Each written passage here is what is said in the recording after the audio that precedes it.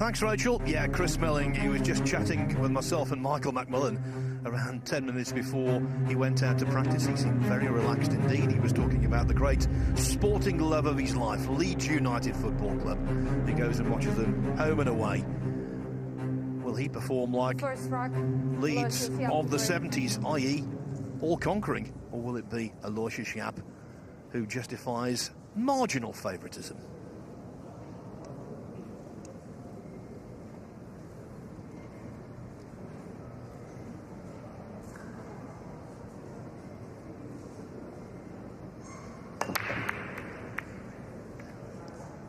Yapp won the lag, broke. Oh, and look at this.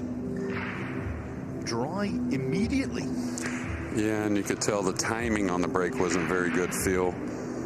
And that's why we have a bunch of clusters. You're not going to see that very often unless the guys really hit the rack poorly. So a big part of our game, not the best to start for Yapp.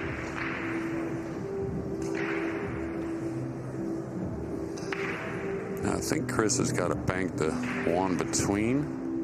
Is he going to roll this? Okay, he's going into the purple, maybe?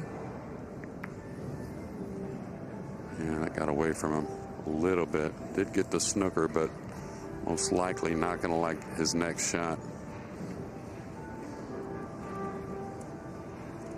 Everything suggested that Chris Melling wasn't going to be around here for day 3 of this championship. He's playing with a brand new cue. He hasn't played competitive 9-ball since the US Open 4 months ago, and he's not been feeling all that well, and yet he's still standing. Well, he played a pretty solid US Open overall, and Chris loves the game of 9-ball, so as things get going, he gets going, and he's not going to let new equipment, which I talked to him about, he really likes. He's not going to let that, or maybe a little under the weather, kind of slow him down. Certainly played a lot of pool here, Jeremy. He lost his first match to Duong Quoc Hoang of Vietnam 9-8. Then won his second one, real nail-biter, 9-8 over Jonas Kvalsen Hansen of Norway. And to get here, he beat Ronald Wrigley yesterday, 9-6, having been 8-3 up. Oh, and that's a cardinal sin, making no contact whatsoever. Yeah, and very rare for Chris. One of the things he excels at and is very known for are those rail first escapes. And very difficult rack, but as a young man, I think one of the guys that has one of the better cue balls in the game and definitely makes great decisions. But Chris, he took that 9-8 loss to a very good player from Vietnam to open the event. And I think he kind of didn't mind, you know. Of course, didn't want to lose, but played pretty well overall.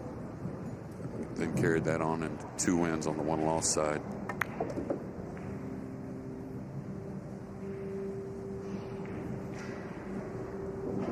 As for Yapp, he's played 2 matches, won 2 matches.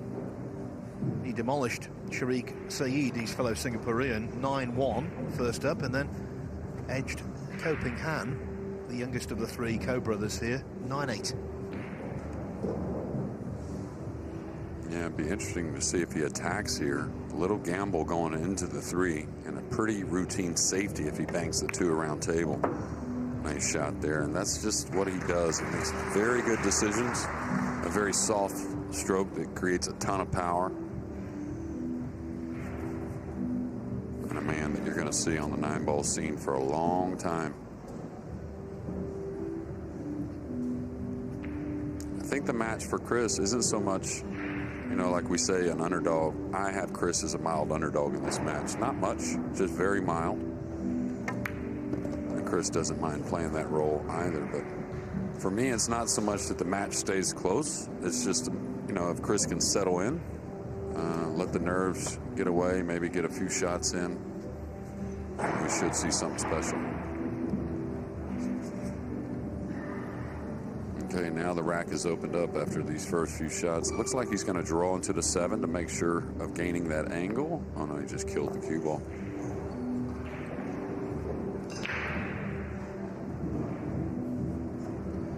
He's worked these well, hasn't he? Yeah, very well. And like I was saying, just a young man that, you know, it usually takes a while for these young players to really learn the game through and through. And Yapp, of course, who started at a young age. Very, very solid.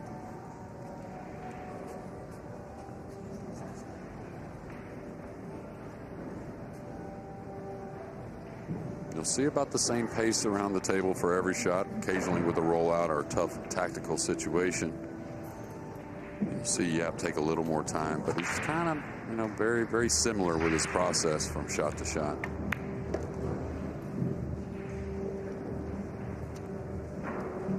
In the one department I put him a little favored as well is leaving a mistake behind. You know, that's one thing that sometimes I think gets Chris at times.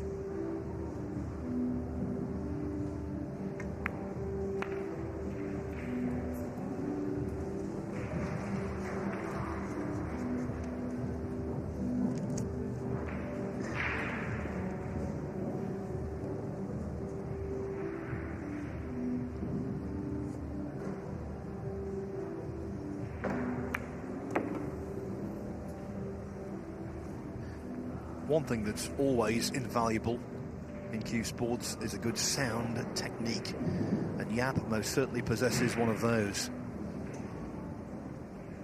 Yeah, a little bit of a fooler. The way he swings the cue, it looks so soft, but he generates a ton of power, incredible timing.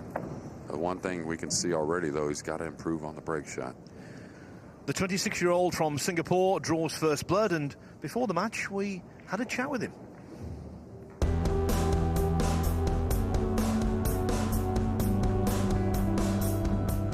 I've been enjoying watching at the side when I'm not playing. I just hope to enjoy today's match. He's definitely a good top player. I played him before in the World Championships when I was really young, so I lost that time, so I hope to be better this time. I'm happy to still be in it, but obviously I have set some goals for myself, but I'm just looking forward to enjoy playing and yeah, hope to do my best in the match. He's got a terrific disposition and a very expressive face, hasn't he? Aloysius Yapp, can't help but like him. I've got to spend a lot of time with him. We have a mutual friend from Singapore that lives in Dallas. And even before he really hit the scene, him and Shark both spent a lot of time there in Texas. And just a pleasure. Go eat dinner with him. It's really fun. He doesn't turn down much, I'll tell you that. All right, a lot better hit there, but the one not down, and we still see a pretty heavy group on this left side rail. This might have happened, but certainly not on my watch. Consecutive dry breaks. Yeah. And I think, to be fair, that was borderline too soft, especially after we saw a warning from Marcel with Alex Pagulayan yesterday. And I think not only too soft, maybe borderline, a warning, but also not doing him any favors as far as success on the break. Watch out, 5-ball. Okay. Still very awkward. He's trying to find a gap to get on that 3.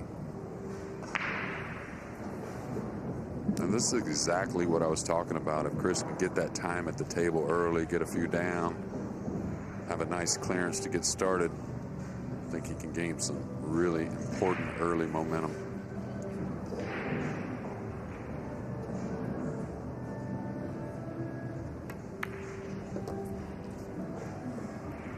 Up in the studio, Jeremy, you were talking about the ages of the players left and the fact we've got teenagers, players in their 50s. This is a cross-generational battle. Melling 44, Yapp 18 years his junior. Now look at this 4-ball. Just annoying, isn't it? Yeah, and you're not going to swerve the ball with the ball you're swerving around so far away from the white cue ball. He may be able to shove this in with some speed. It won't be a shot hit softly, I don't think.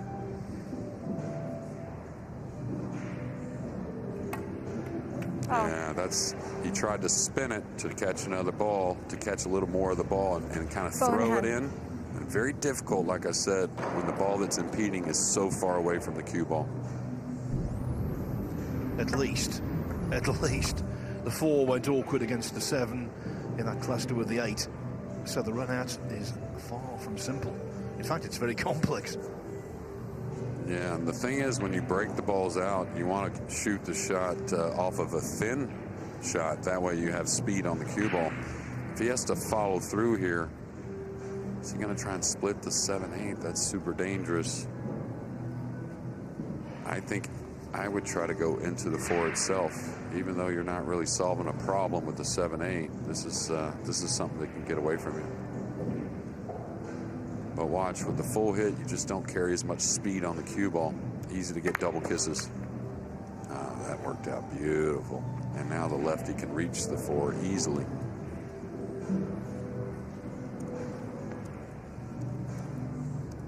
Yes, this would be a really awkward shot for Melling.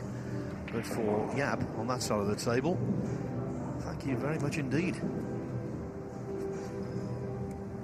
Yeah, so early, everything we expected from Yapp. Very sound decisions, along with some even better execution besides the break shot.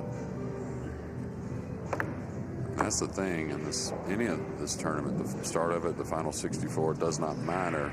If you're not breaking the balls well, it's hard to run off.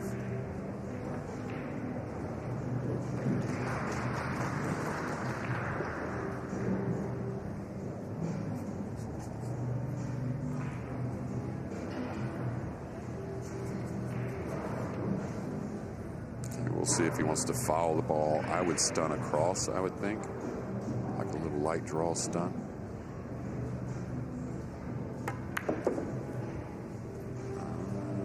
Is the angle okay? Yes, it is.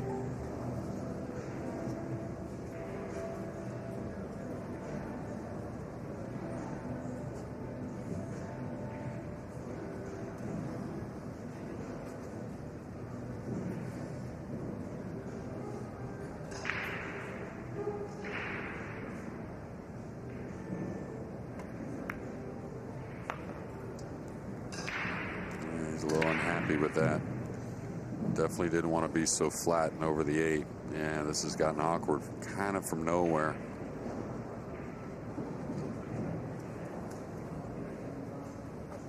He may have to play the 8 up long here. Going with top inside around the 9. A couple of rails isn't that bad of a shot, but when you're jacked up, kind of queuing over another ball, very difficult.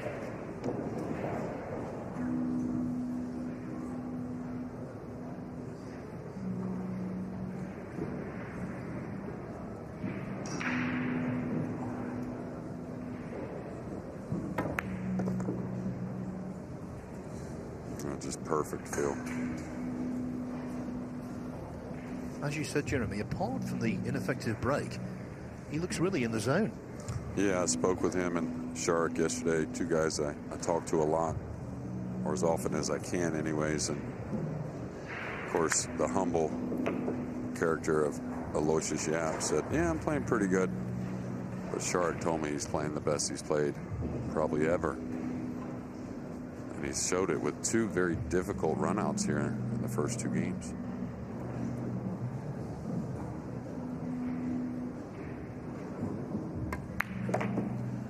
Food for thought for Chris Melling. He's 2-0 down. He was in a good mood, though, before this contest began.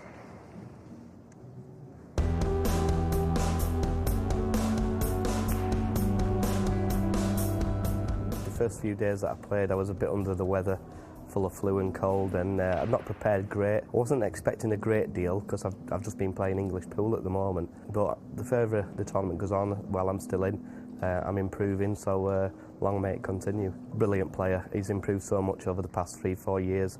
Always knew he was a very good player, but he's kicked on and he's very dangerous. I've got a lot of following at home, massive following in Kielce where I live. I'm sure they'll all be watching. I've been playing well. I finished 5th at the US Open. Didn't do a great deal wrong in the match that I lost, but up to that point I played brilliant. You know, beating the likes of Levan Cortez. I absolutely hammered him when I played him, and you don't do that unless you're playing well. The third rack. Aloysius Yapp, the Yorkshireman facing a 2-0 deficit. And if Yapp can sort out the break, ooh, this could be rather nasty for Melling, because it's clear the Singapore number one, apart from the break, is on the button.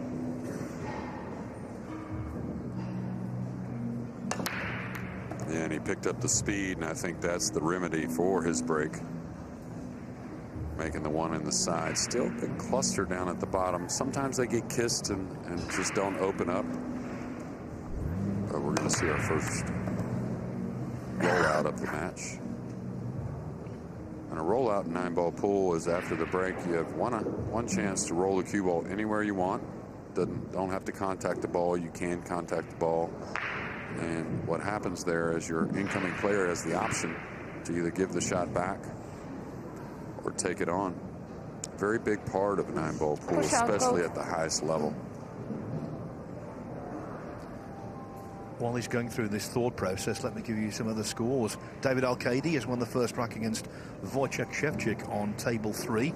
That's available on the Matchroom YouTube channel. Huang from Vietnam has already beaten Chris Melling here, 2-1 up on Lo Ho Sum of Hong Kong.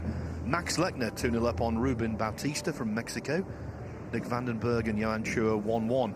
And Naoki Oi 2-0 up already on Emil Andre Gangflo of Norway. We'll give you some more of these scores. 16 matches going on simultaneously, as and when. One big score to tell you, though. I can't ignore this one. Tyler Steyer 2-0 up on Albin Auschen. Well, Tyler's played pretty great tournament so far, even though he suffered he was the wrong end of the biggest comeback in the event, but he played really well to get that lead, then had a few mistakes, but came back with a nice win last night to get into that final 64.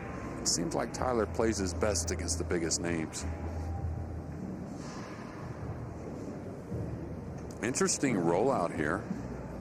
To roll out to the jump shot with the 3 kind of tangled up. Not saying it doesn't play, but normally when you have a difficult layout, you don't mind rolling out to something tough where the player can actually see the ball. I think he's taking a big gamble here.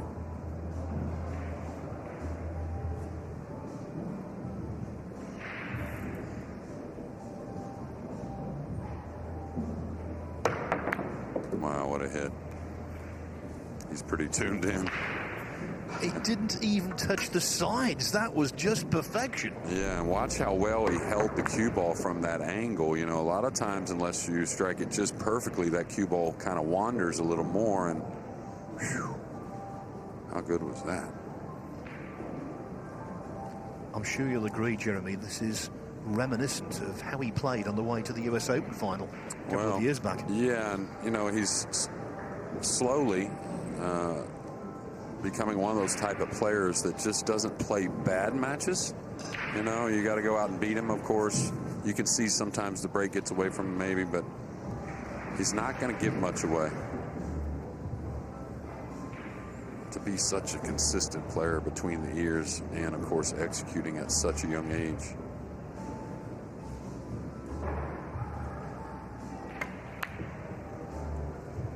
I hope that slows down. It's going to be a bit much on the pace.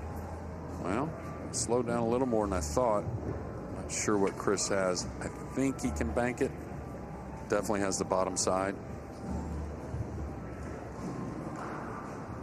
He hits the ball so sweetly. I think he definitely could have held that cue ball there by imparting less pace.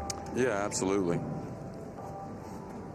Yeah, occasionally Yapp has a pause in the back on certain. Ooh, look at this. He did hold it. So even though the 3 traveled probably 3 or 4 feet further than he wanted, a very tidy cue ball. And Chris has got to do something pretty special here. A little elevated, maybe coming 3 rails underneath this ball. And, you know, to the side rail, bottom rail, and then underneath the 3. All ball fouls we're playing. So if anything is touched with his cue stick, his hand, anything like that, it's a foul. Now the good thing is if he gets underneath it, the cue ball may roam underneath the 7-9 as the 3 goes up table. All right, hit the top. And with the 4 on that end of the table, this is going to surrender a pretty good shot, even though not easy.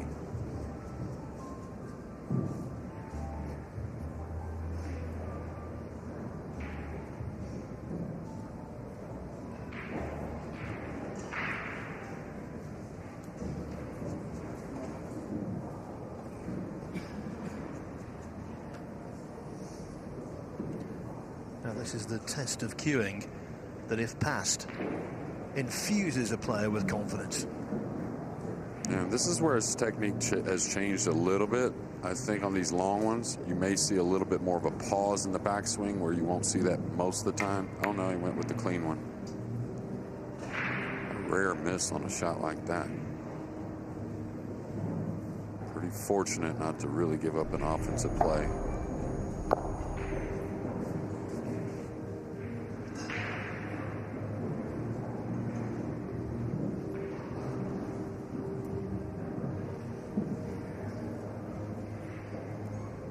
I think Chris has got to play the cue ball behind the pink 4 as he kind of knocks the 3-2 rails towards the 9 and 8.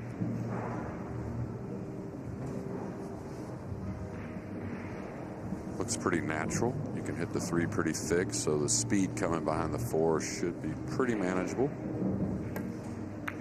Yeah, like that. He's trying to come up on the 4. Beauty.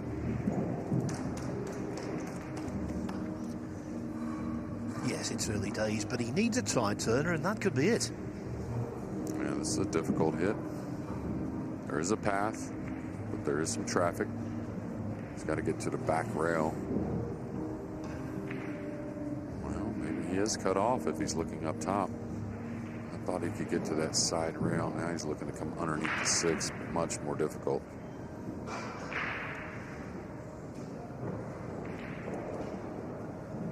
And a little awkward cueing on the right side of the cue ball with the pink 4 near, so which is what you need here on this kick shot.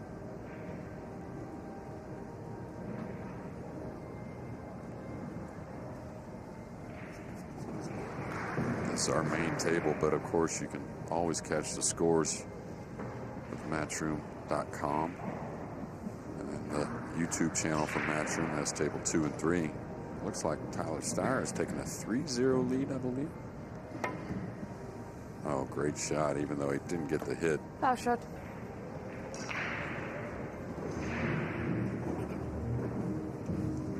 Ball in hand. Okay. I may entertain the 3-5 combination here, just because tracking the cue ball off the 3 to the 4 back to the 5 is a little touchy. A lot of guys may not see that combination at times, but Chris, a very savvy vet, he's definitely going to recognize that. It was a valiant escape, wasn't it? Just missed. Doesn't want straight, got a little straight. A lot of work still, though, with the 4 up the table, the 6 on the opposite side. You can see he's really straight on this ball. May have to draw the cue ball.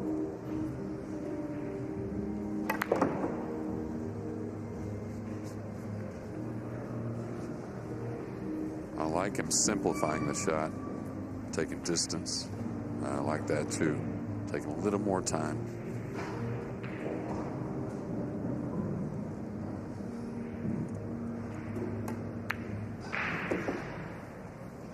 I just love that languid cue action. It's aesthetically pleasing, isn't it? Okay, it might not be to everyone's taste, but it makes him look so stylish.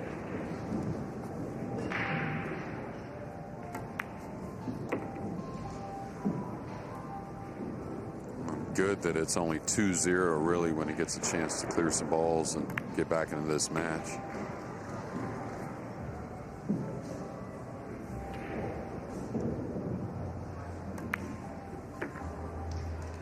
Melling with The the Leeds back. fan doesn't lead in this match, but he's a lot happier now. He's got a rack on his side of the ledger. Yapp's lead has been reduced to 2-1.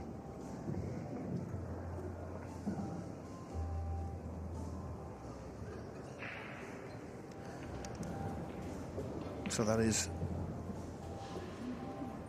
Max Lechner about to take advantage of a missed 9-ball from Ruben Bautista on table 6. Lechner is a real talent who could go a long way in this tournament.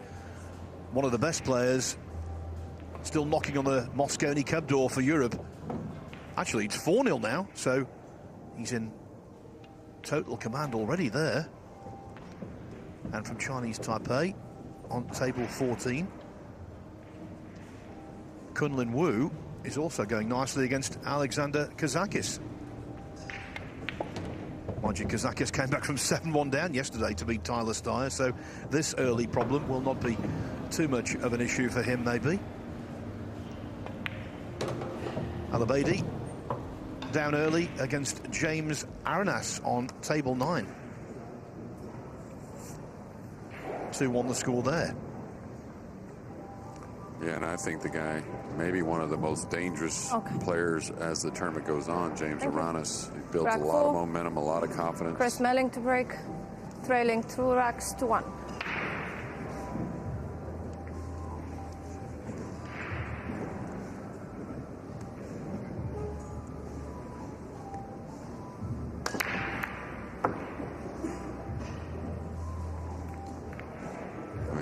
See Chris very confident with the break shot there, and unfortunate to get a look at the one, but gotta like the way he broke him overall. He broke him more head on. That may be the thickest hit on the one I've seen all week.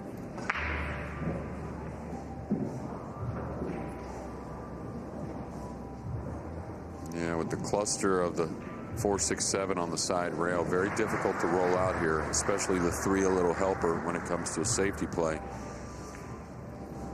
I don't know, I may chip the 4 here on the roll. I don't know, this is difficult.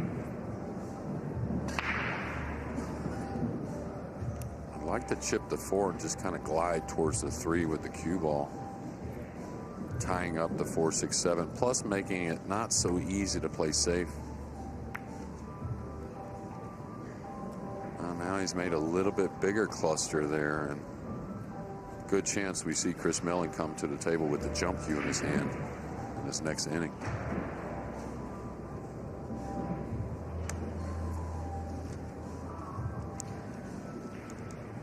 When you were chatting with Rachel earlier in the studio, you were highlighting the Filipino players. We've seen James Arenas make a good start. Also, Johan Chua 3-1 up on Nick Vandenberg on table 11. Now, the players all know how great a player Chua is, especially kind of in the back room. You know, once he gets to settle in, play a long time, he's one of the best. Oh, big thin hit here. Very rare kind of miss it on the object ball by some piece. But he's the type of player kind of like Arenas. The further they go, the nerves start to settle a little more belief. And as Carl said, these guys can win.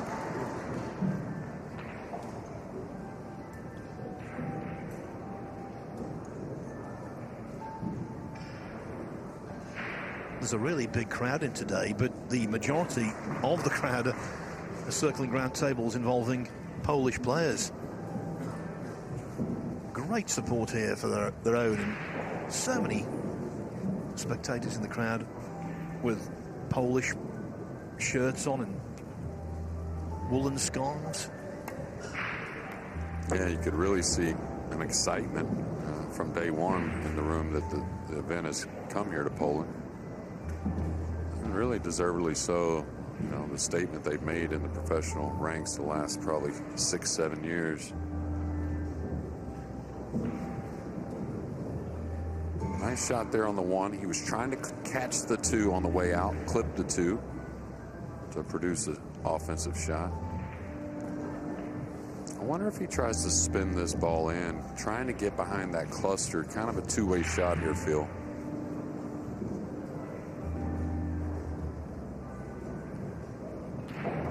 Well, it was laying a very effective hook in the previous rack that led to his success in that one. Oh, beauty. Now that type of shot, you want to gain position. So he was trying to get underneath the 3, but he's going to keep very good control here in rack number 4. And these shots, when you have options, is when you do take a hair more time to get the most out of it. Maybe even open up the 6-7 at the same time here.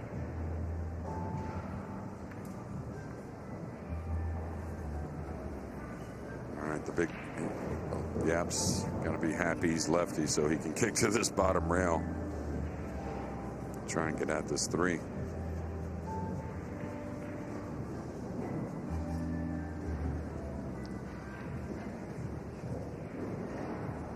And this lefty-righty thing, obviously, they've only got themselves to think about it in an individual match.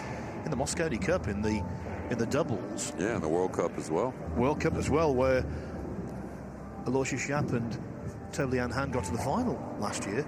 In that, you really have got to be right on it, haven't you? Yeah, absolutely. You got to be very conscious of what's going on.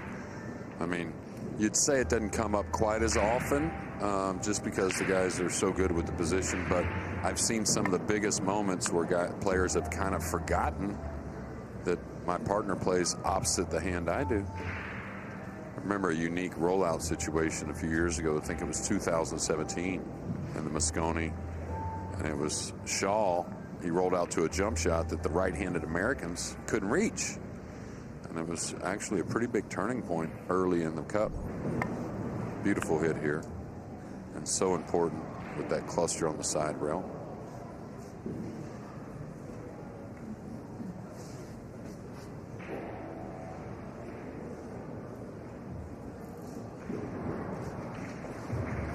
Talking about Jason Shaw, he had a scare on day one, only beating Francesco Candela of Italy 9-8.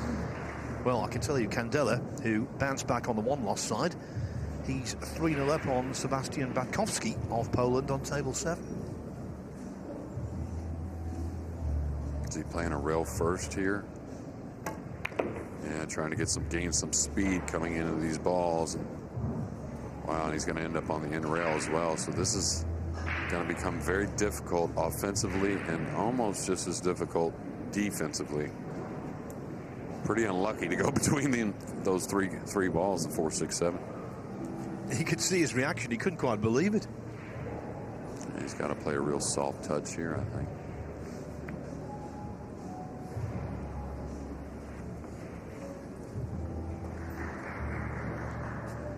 Probably 3 rails underneath the 4 here. Right side rail, top rail, left side rail to the back side of the pink 4.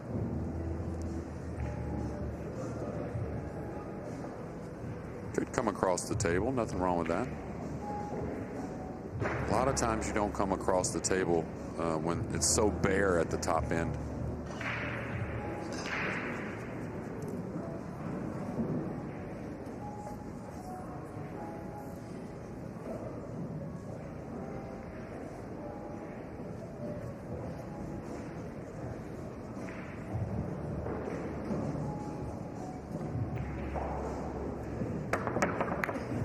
Solid hit. It's not going to get the separation, but the 6 is tough. So making Chris earn it.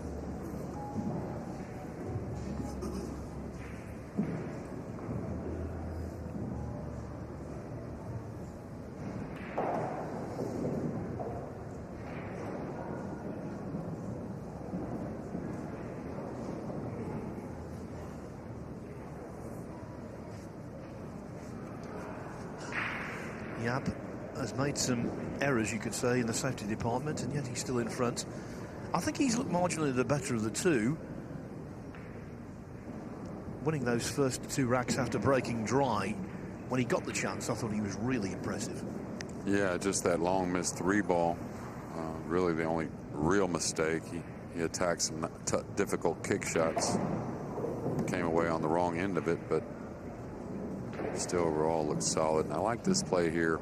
And the reason why I like it is at least you're giving yourself a good chance. You're not trying to do too much and get yourself kind of out of line with the cue ball. These players all would settle for this cross-side bank.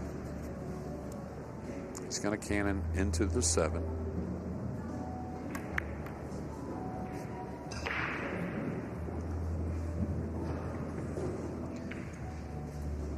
Thing of beauty. Well, just like a lot of the players, in my opinion, when Chris doesn't stress over every ball, which he's not the type to do so, but just looking around at a few tables we can see, I see a bit of that already. Many early rearguard action from Chris Melling. He was 2-0 down. Now, though, Aloysius Yapp and the Englishman are locked together at 2 racks each. Break. 2 racks each. And I feel obliged to tell you this one. Tyler Steyer 4-0 up on Albin Houschen. Jeremy's loving it. Yeah, so you can see that a little bit. Albin, who had ball in hand in the last rack with what it looked like about 5 balls. Oh, see, he's breaking head on. Wow, that's amazing to me. With a ton of spin as well. Looking at his tip a little bit, maybe he didn't hit the ball how he wanted. So both guys struggling a bit on the break, which with our new rules can make for some long games tactically. Johan Shua now up 5-1 on Nick Vandenberg. Now he's going to look to see if he can slide this in, try and come across for the 2. The thing is, you normally want a little speed on the ball to make it slide a little more down the rail. And I'm not sure it really agrees with the shot overall, because I think he kind of thinks there's a backdoor safety in mind.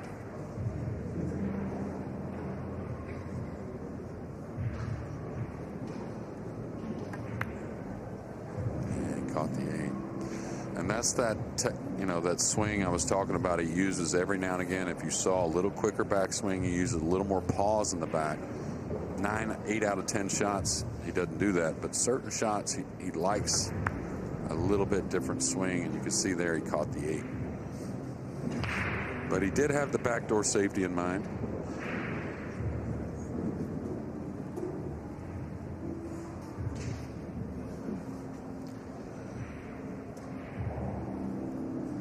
So lots of dry breaks in this match. Not dry outside. There's a blizzard going on. Yeah, I looked at the weather last night. Looked like it was going to snow all day. I was surprised to get up not seeing the snow, but it's here now. Temperature's going to drop too today, as well as tomorrow and on into Sunday and Monday.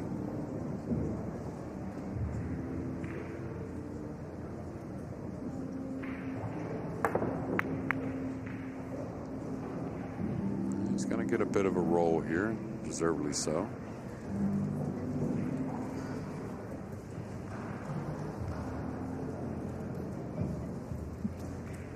We'll have another round of the final 64 after this wave completes.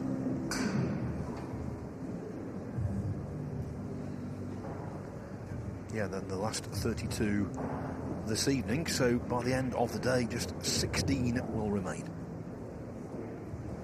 Alex Kazakis, after trailing 3-0, has put 2 on the board. Now only 3-2.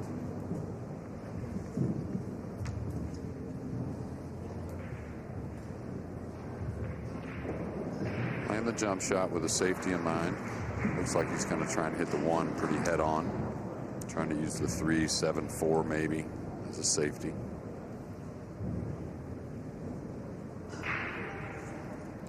Got that very unique sighting technique, hasn't he, where the cue comes so close to the white.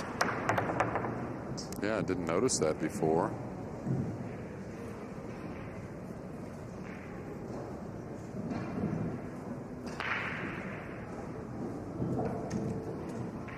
Yeah, he's done that on a couple of jump shots so far. And I can't overstate how close his Q-tip is.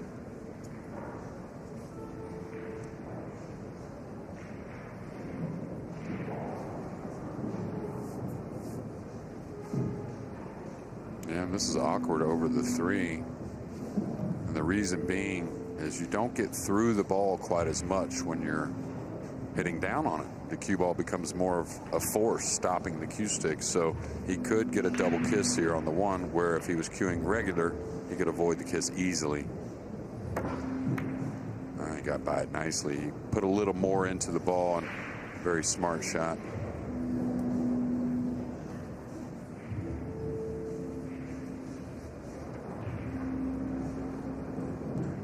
Chris Melling, one of two Englishmen into the last 64. The other is Imran Majid, who currently finds himself 3-2 down on table 10 against Mika Immonen, former champion. Yeah, they talked about Mika in the opening. That I think Mika, if he can figure out the break, that's the only thing I've really seen him struggle with overall anyways. If he can figure out the break, I think he can make a little run. The Polish fans loving what's happening on table 13. Matthias Snigonski, 5-0 up on Fabio Petroni. Wow. And Fabio having a little flashback. Played really well to get to this final 64.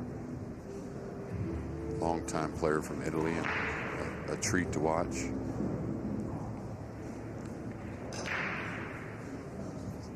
Taking a lot of time here on this, so obviously going to play some type of swerve, maybe a heavy right spin, rail first shot.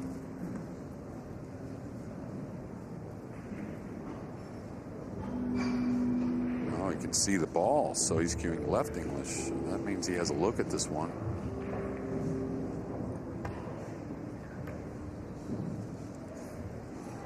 How's that? All things considered, pretty good.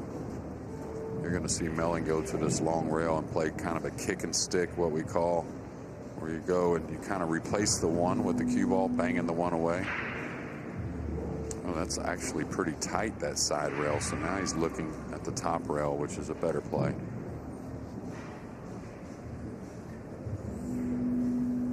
Kind of the same thing, kick and stick.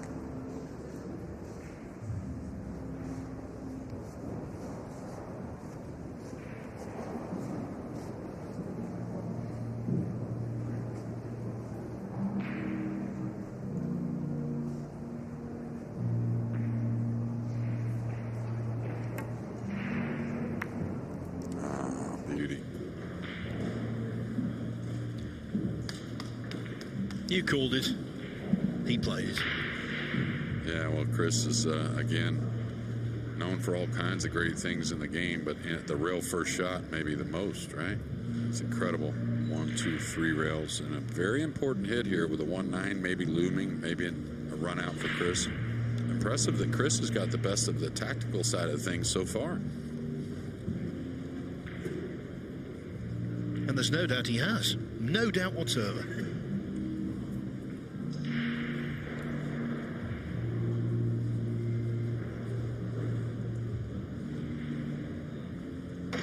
Looks like Alvin Ocean with a 9-ball to get on the board. Now 4-1 trailing.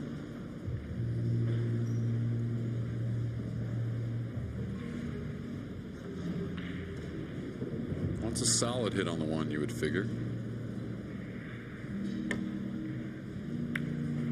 Clipped it. That's okay. He's going to get separation. But just a piece of the one. Enough to pocket it if Chris decides to go offensive. Actually, not a bad guide, is it really? No, not at all. The only thing he's worried about is he catching the 9 with the cue ball if he decides to go offensive. And really, the safety is the same problem. Is he going to catch the 9? Could scratch off the 9 in the lower right corner. A lot of times in these situations here, when the player's really on the fence, they're going to go in an aggressive manner, trying to pocket the ball.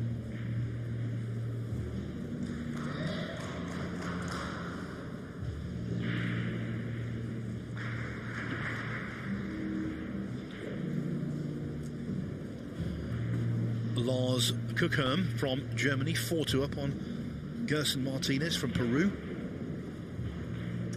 Daniel Masséon, 4-3 up on Dimitri Yungo.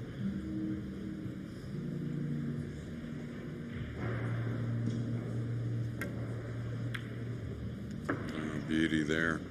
He's going to want a little bump on the 2, and I think he's going to get it. And he played that with side so he could hit the one a little thicker to get by the 9. Boy, what a nervy shot.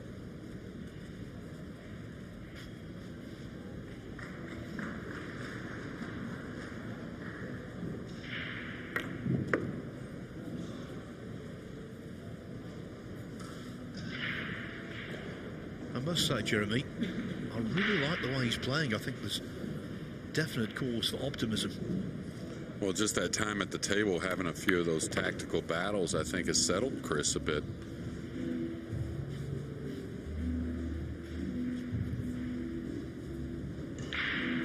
And to be fair, you know, he went a little while without a whole lot of big success in Nineball, and then had some nice finishes last year, and then a really nice U.S. Open. Some of the big stages you could see, the World Cup of Pool, he played with Jason a couple years ago, a few years ago, and didn't play his best.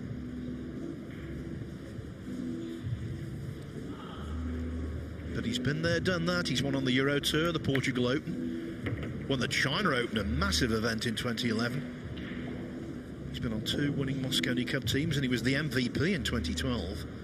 And as recently as 2018, he went to the Derby City Classic and won the Nineball from a huge field. Yeah, it was something special to watch, too. I really was pulling for Chris there, and he played awesome. And I'll tell you, he was pretty emotional after that win as well. Chris Melling wins the rock. From 2-0 down, Chris Melling leads 3-2, and he must be feeling pretty good. So let's have a look at all of these outside tables going on right now.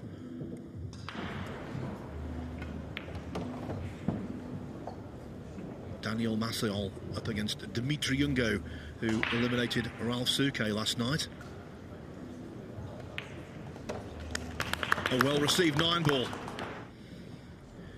Now, we talked about the fact that Chris Melling is one of 2 Englishmen left in the tournament. The other is Imran Majid, and after being 3-2 down against Mika Immonen, this is the 9-ball that took him 4-3 in front.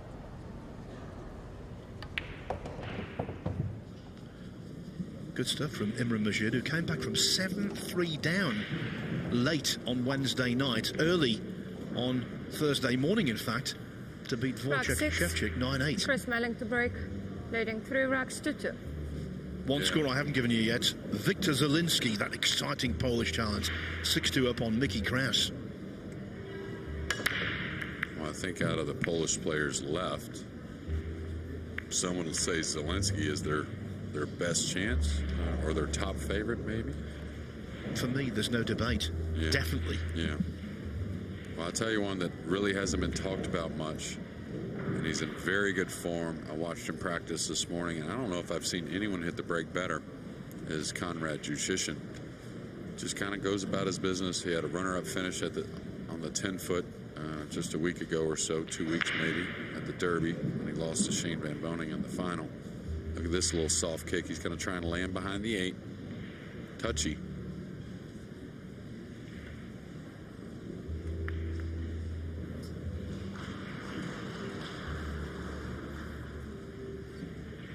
Yeah, we may see the jump cue here just because the 9 has got the kick shot cut off pretty well. And the jump, he could hit the 1 full and kind of knock it around table, maybe. I think he's supposed to go to the air here, unless can he see a piece of the 1? I don't think so. No, I think he's fully obstructed.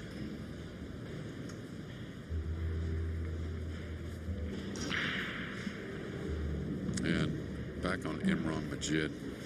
Imran's as dangerous as they come, as what we've seen on the outer tables, right? Some impressive play. He's got to make that transition and carry his game. If he makes it to the main scene, is he going to fluke the 1? So Yapp with his first offensive chance in a few games. Look at Lechner pulling away 7-3 over Batista. Yes, remember, if you've been with us for the first couple of days, where all of the matches were race to 9, now it's been extended to race to 11. So there is breathing space.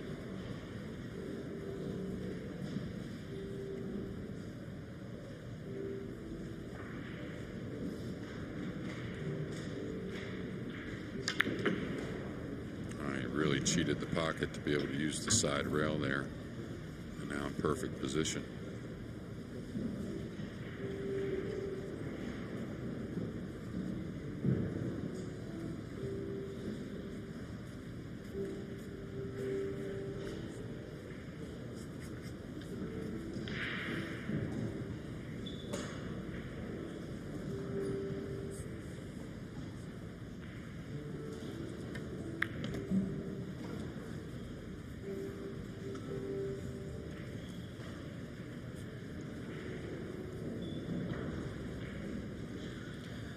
in terms of racks completed, this is joint slowest of the 16 matches, together with Steyer and Auschen. 4-1 for Steyer over there. It's been intriguing stuff because it's been a case where the balls haven't opened up, and so both players having to really think hard.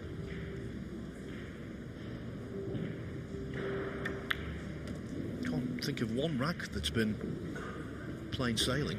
Yeah, for sure. And sometimes, you know, that just kind of settles you in more, to be honest with you. You know, you kind of think about the shot at hand a little more, not missing balls as much, just kind of kicks and safeties, kind of gets the brain working, which is a good thing.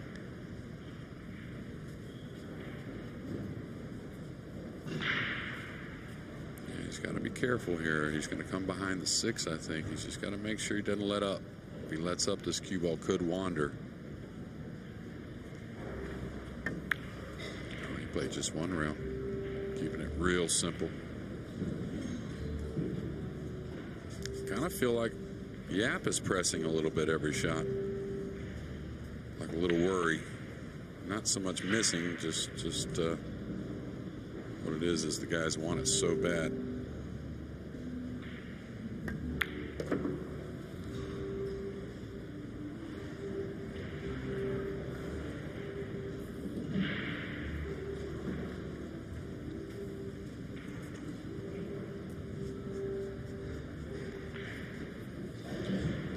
One of the things that sustains Aloysius Yapp, travelling around the world, playing in all kinds of tournaments, he loves the game, and he's loved it for so many years.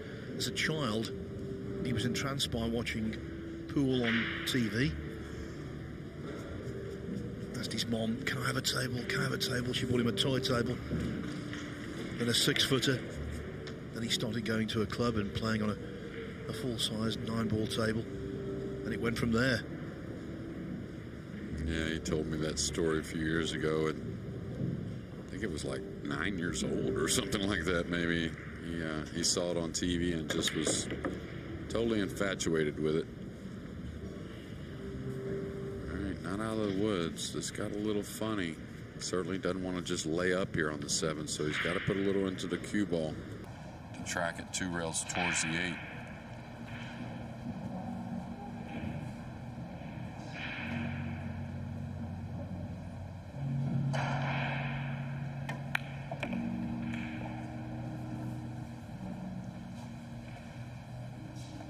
In 2014, he won the Asian Junior title, then became World Junior Champion at under-19 age group in Shanghai, China. First Singaporean to win a world title in the sport. That's more of that sweeter swing he uses most of the time. I think Auschen has got to get another game back, so that match tightening up. Aloysius Yapp wins the rack. There we go, nothing to choose between them again. It was 2-2, now it's 3-3. I get the impression we're going to have a really tough, uncompromising match here. Both players intent on gaining authority over the other, and as yet, they've both failed. Yeah, and that's both guys have played well. It's just neither really gotten anything going with the winter break format as of yet. Looks like Chris needs to maybe think about the break. The court jester, Naoki Oi, not smiling at the moment. 4-2 down against Emil Andre Gangflo. As for Aloysius Yapp, well, his 9-ball ranking at the moment is 35. I'm absolutely convinced he'll improve on that. He has been in the last 16 of the World Pool Championship 12 months ago. And you know he's got the potential to go much deeper.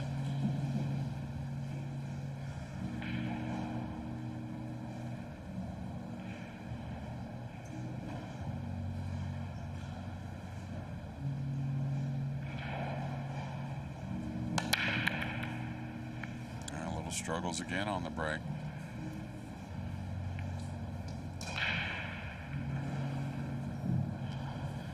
this preponderance of dry breaks has come out of nowhere. Yeah, absolutely. It's kind of really, at this point in the event, even as great as these guys are, if the dry break was happening in the qualification rounds, you would think they wouldn't made it through really as many great players as there are.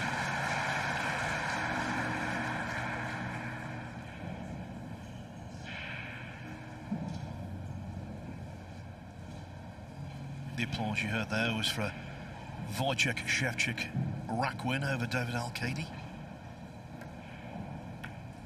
All right, the speed got away from him a little bit. We'll see. He may have the eclipse.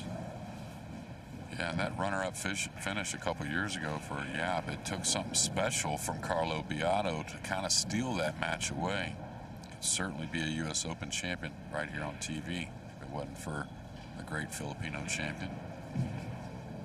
Yeah, well, there was a case to say there, wasn't it, that although Beato won the championship, the story was Yapp. I mean, the players he beat to get to the final of the US Open in Atlantic City in 2021, Dennis Okolie in the semi-finals, Shane Van Boening, Joshua Filler.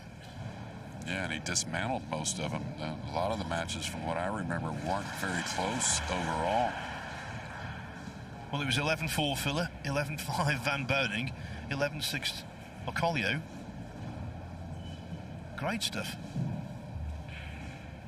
Okay, the jump cue again, so I don't know how involved he'll get with this. He certainly wants to hit a hair on the right side, maybe bring the cue ball behind the 5. Difficult to control, though. Oh, how good is that? Wow. Very good.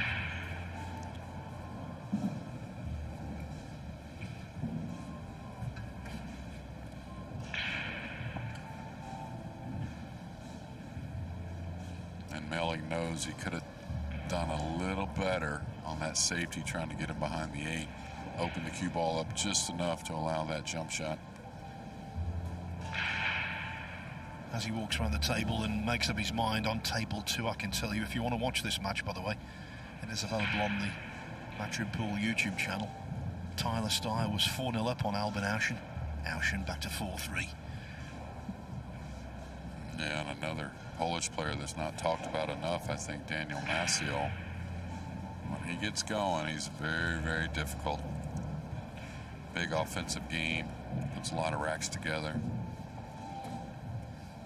And he seems to be more of a free swinger to me, Phil, than some of the guys. Yeah, he's on table 5 and he's doubling up on Dmitry Ungo at 6-3.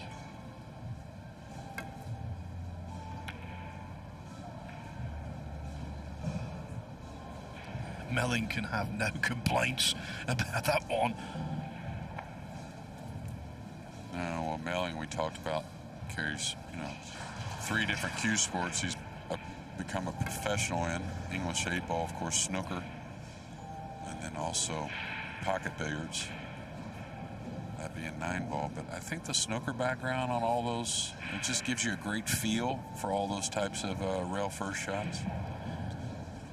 Well, a multiple world snooker champion by the name of Mark Selby, who has won the English 8-ball, World 8-ball Championship, as it were. He, when it comes to getting out of snookers, is the best I've ever seen on a snooker table. He's remarkable. He astounds me. And having that kind of knowledge, obviously, can translate to here as well. Yeah, absolutely. It just builds a gut instinct, the knowledge. You get a lot of feel for the spin. Steve Davis was probably pretty good at it too, I would suspect, but just because of playing him so much 9-ball, he was so good kicking at the ball, rollouts, stuff like that. Look at this, he's going to jump at this. He's got to land on top of this 1 ball. There's that aiming system you were talking about.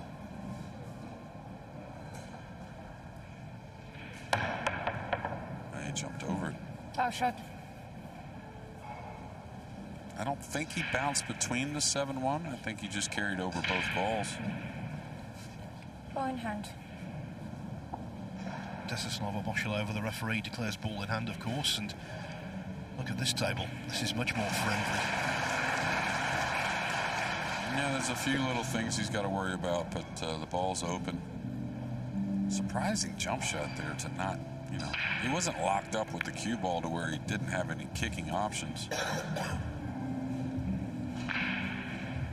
Okay, the one ball he's got to worry about, not here on the shot on the 2, but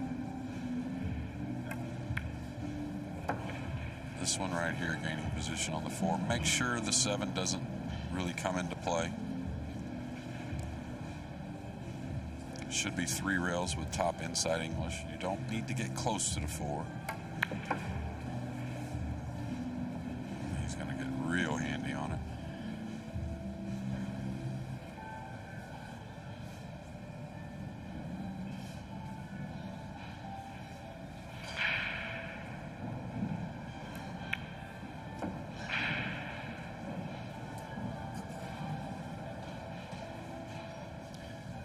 You might recall at the start of the match we told you that Melling was rocked on his heels, losing his first match to Huang from Vietnam. Well, I can tell you, said player is now 6-3 up on Lo Ho Sum from Hong Kong.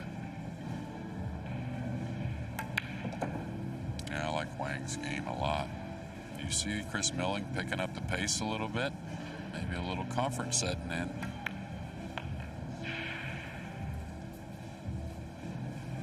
He's fallen behind this. May come underneath the 9-3 rails here. Kind of, you know, the nicer way to hit the ball, more comfortable for the guys. And there you have it.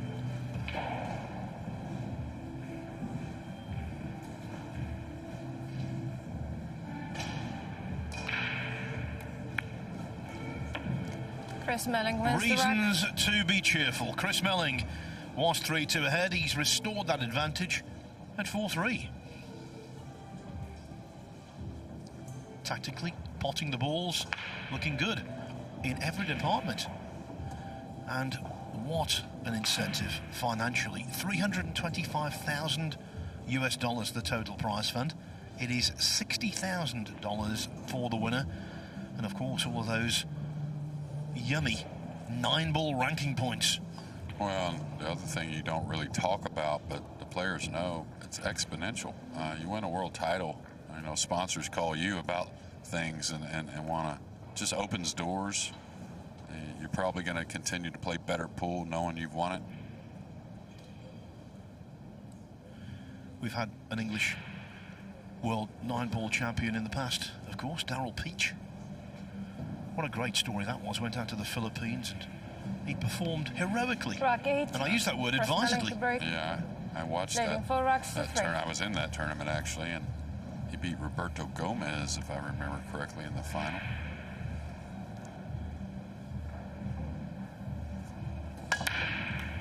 That was 2007, Jeremy, 16 years ago. And another dry break. Wow. I think he's got the cut shot here on the 1, and it may track him 1 rail towards the purple 5 for position on the 2. And he's very head-on with the hit on the 1, which, like I said, you don't see many players with our break format, the break box and the 9 on the spot. Most of them are cutting them quite a bit more than Chris. Have to mention this, by the way. What about Darren Appleton? He won the title for England in 2012 in Qatar, overcoming Lee Hee Wen in a titanic tussle of a final, 13-12. Yeah, I knew Darren had won it, actually. When you brought up the subject, I thought that's who you were going to say first. Most prominent, probably English 9-ball player ever. If you're watching this, Darren, hope you're getting a lot better and feeling good and thinking about coming back to see us. You are missed. Absolutely. The guy's won pretty much everything in the game, and he did it in such a short period of time. I couldn't tell you the exact year he changed to 9-ball pool from English 8-ball, but it didn't take him long to get to the top of the game. He's a keen competitor is what he is, and a great mind for the game itself.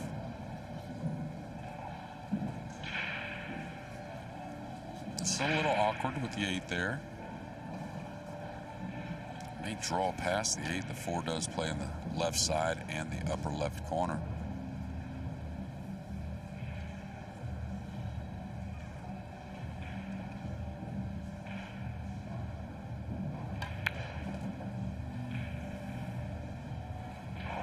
That's what I mean. Like every time that Aloysius is shooting, he's really watching the cue ball after the shot. Like he's a little worried at times. Not really something you see from a man from Singapore very often.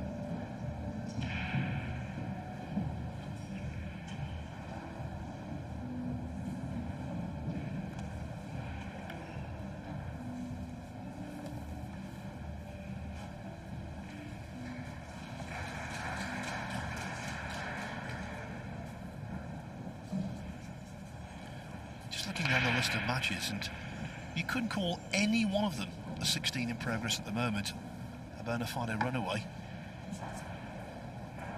No, I mean, I'll tell you, I was really impressed with Lars yesterday with that match with Fortunski, and then he went on to having to win another match to qualify, and he did so. He's really improved his game, the man from Germany.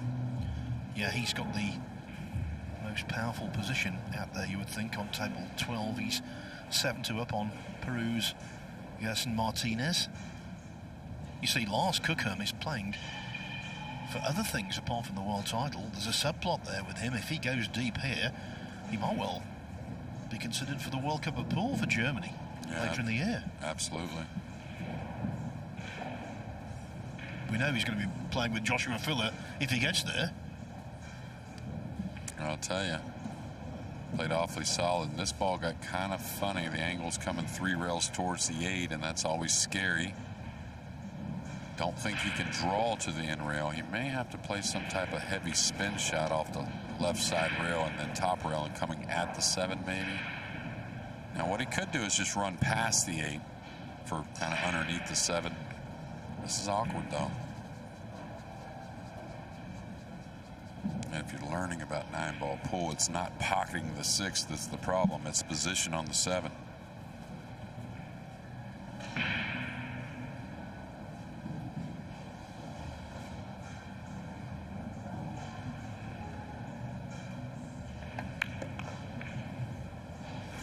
And I don't know, this may get kind of 50-ish here, and it certainly did. And I don't think he really made a real decision where he wanted to go. It was kind of like, all right, let me make sure I get past the 8. That's just kind of what I felt anyways. So Jeremy there said kind of 50-ish. That's a shortened version of the 50-yard line, That's which right. comes from American football. There you go. Halfway, basically. Halfway house. That's right. And a big game coming up next week. The last one of the season for America. Oh, a miss. And what happened is the ball kicked a little bit on him, but I don't know. There's difference of opinions why kicks happen. Of course, material on the ball sometimes collide each other and make the ball grab a little bit. I'm a personal that thinks the stroke is involved. Well, that's the second major skid we've seen on this table this week, and you can see from Yapp's face it was not greeted with anything other than total disgust. Melling quite happy. Chris Melling wins the 5-3 up. He's got a 2-rack gap, as Yapp had at the start when he went 2-0 ahead. So Melling looking good here, but still not quite halfway to victory. This could be a really lengthy contest. A little further advanced, Rack 9. Chris Johan Melling Chua to from the break. Philippines, just 2 Medium 5 racks racks away to from 3. victory. He leads Nick Vandenberg 9-2.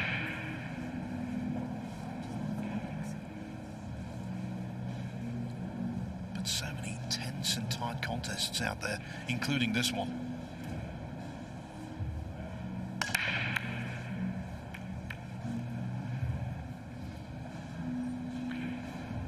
Yeah, another one. We may have had more more dry breaks in this match, just what would be approaching the halfway point, than we have in any entire match, the entire event. It's the Atacama break. The Atacama Desert in Chile is the driest place on earth. I always learn something with Phil Yates in the booth.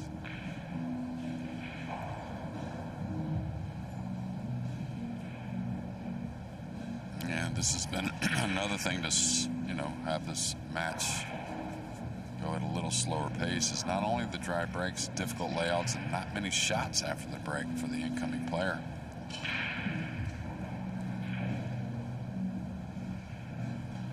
Okay, this is another one, depending on how you hit it, you could get a kiss crossing the one over. You don't figure two here, though.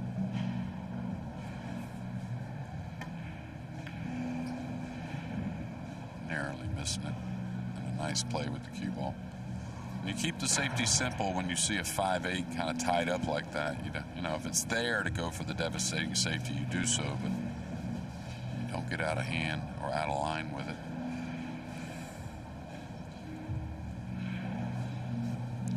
These players are allowed a timeout. I wonder if Yapp gets to the table and gets a rack down. I think a timeout might be coming soon. Looks a little out of place at the moment. Look at Kun Lin Wu, what he's doing to Kazakis. Wow. Yes, 7-2 up is Wu.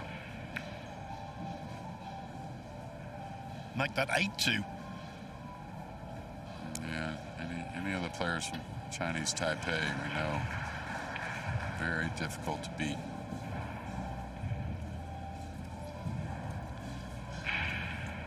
Chinese Taipei have 4 players in the last 64, together with Germany. Poland have 7, USA 5. They're the leading nations.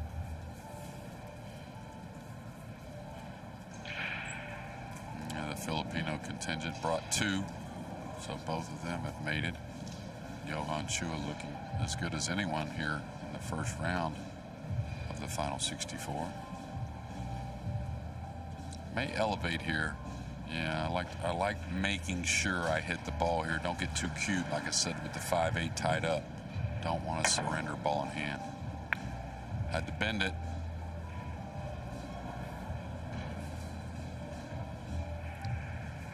It's interesting, you know, given the lack of success for both players on the break. The winner of this will take on either Yanni Uski or the defending champion Shane Van Boening in the next round. And you can expect a superior break-off from SVB. Yeah, and Yanni Uski, I don't recall exactly where it was. I think it was last year's U.S. Open that Yanni Uski and Shane Van Boening played. And Yanni, maybe, yeah, it was folded, I think, yeah, the European Open. And it was a very, very tight match. Yanni is a guy that just kind of plays his own game and plays in a very confident manner. I think he personally played better than Mika Immonen a couple years ago when they played in the World Cup of Pool.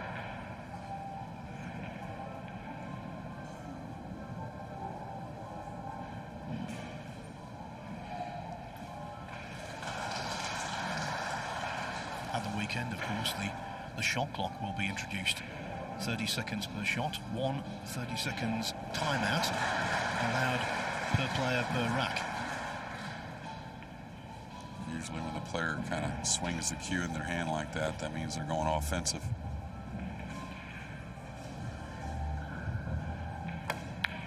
Wow, what a strike that was.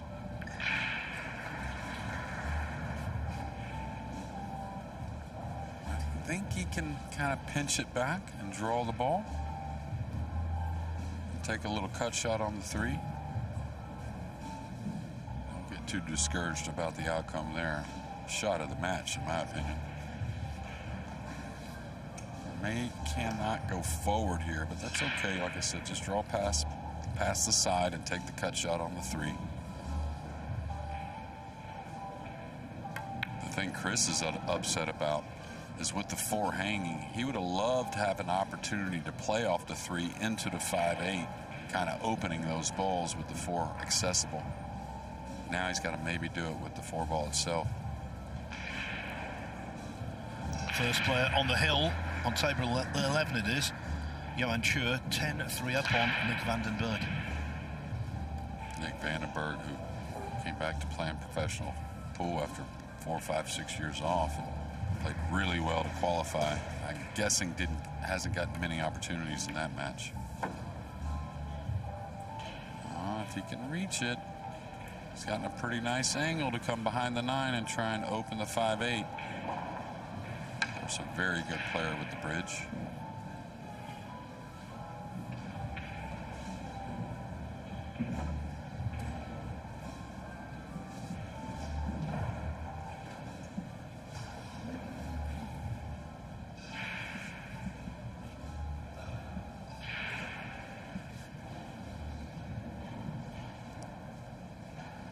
First glance at the scores that Phil keeps us so updated with.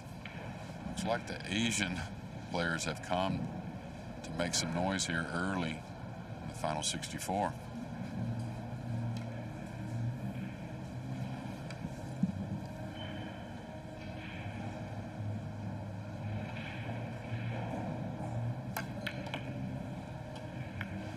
But in this match, Chris Melling is showing his range of skills.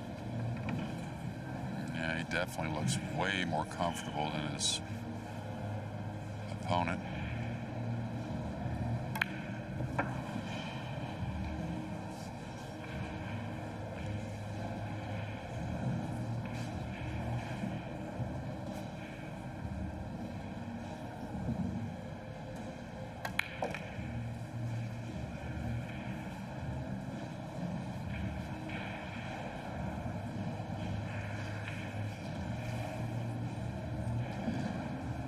Split screen to table 3 where Wojciech Szewczyk could well be going ahead against David Al-Kaidi. You won't need to see the 9-ball go in, just hear the sound, because the Polish fans have encircled that table. They will be loving this, and so will Melling. Simultaneous 9 balls. Chris Melling wins the rack. Both deposited without alarm. So there's a gap developing here on table 1. Chris Melling now 6-3 ahead, the healthiest position he's enjoyed in the match so far. He's the magician, and some of the shots he's pulled off today have been magic, haven't they? Let's make no bones about that. He's been on a Mosconi Cup winning team twice. He's 9-ball ranking 47. He doesn't play an awful lot of 9-ball, so that doesn't truly reflect his status within the game. And at the age of 44, I think he's capable of being just as good as he's ever been. Yeah, absolutely. Just plays a ton of pool. Well, Q Sports, let's say. So it's not like he's just sitting on the shelf. He's got a great mind for the game, and when the confidence builds, he's a dangerous, dangerous player. Now there is Shane Van Boning on a spying mission for 2 reasons. As we've said before, he plays the winner if he gets through his next match against Ioaniuski. Chris Melling to break. And he's also trying to work out the break. I don't think he'll be getting many clues from these two. Yeah, you can see a bit of a wry smile there from Chris, trying to figure out, what do I do to pocket a ball?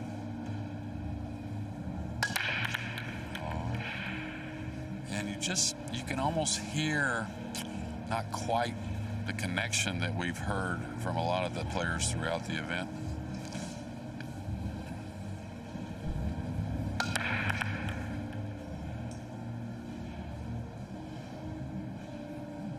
Most frustrating part of the game really is when you're playing well and the break eludes you and kind of can make you scratch your head, really pull your hair out, really. Well, I'm not sure where you roll out here that you're in love with. Maybe a jump shot behind the 6, 7, 8. If he can get the cue ball there, it looks like the 2's impeding that.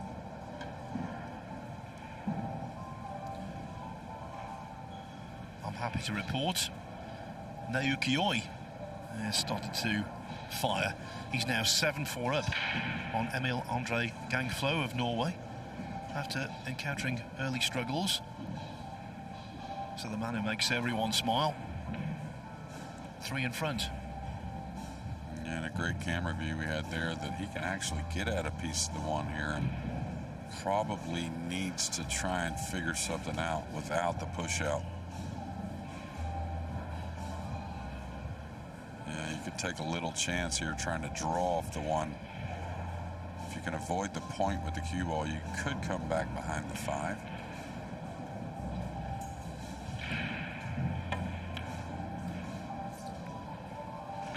And he knew he couldn't really keep control of what was going on, but I think it was still a better option than the push out.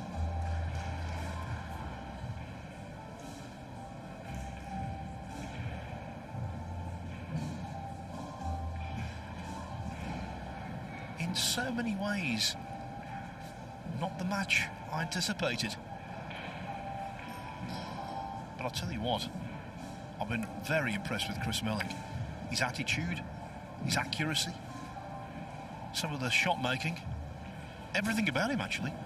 Yeah, he looks very comfortable, and I think that's a big part of him winning. Any player really, but just more at times I've seen Chris get a little uncomfortable, and I think really the tactical side of the match to start with kind of made him relax a little more and just get into playing.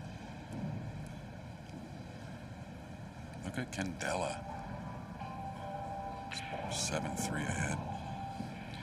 Yeah, against Sebastian Batkowski of Poland. That's on table 7. Here's that technique again, you know, when he's playing this jump shot. Look how close that tip is to the cue ball.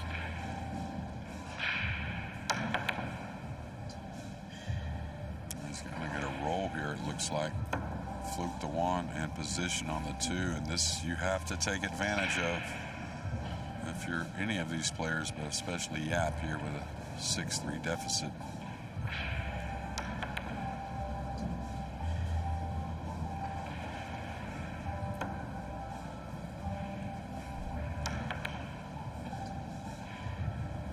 Now he's near the rail with the cue ball with a hair of an awkward angle, a very small angle on the 2.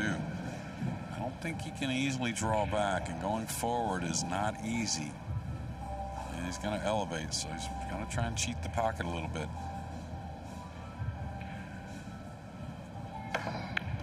Yeah, nice shot.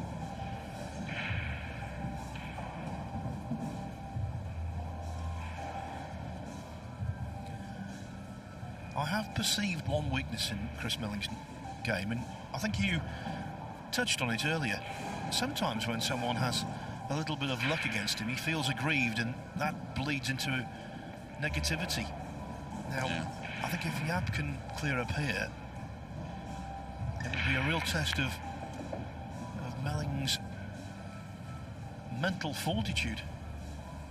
Yeah, well, this ball kept going, so nothing easy still. He has a slim angle, but again, anytime shooting off the rail, well, maybe he's straighter than I think, but it looks like he's going to try and come 2 rails. He needs to keep an angle because he's not going to get close to the 5. But I totally agree that, you know, Chris, if you had a full-time camera on him, which we probably should, it's got a ton of value. Oh, look at this. He couldn't do a whole lot at all.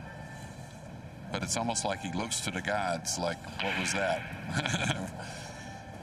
So this is table 3. We saw a few moments ago Wojciech Szewczyk take the lead.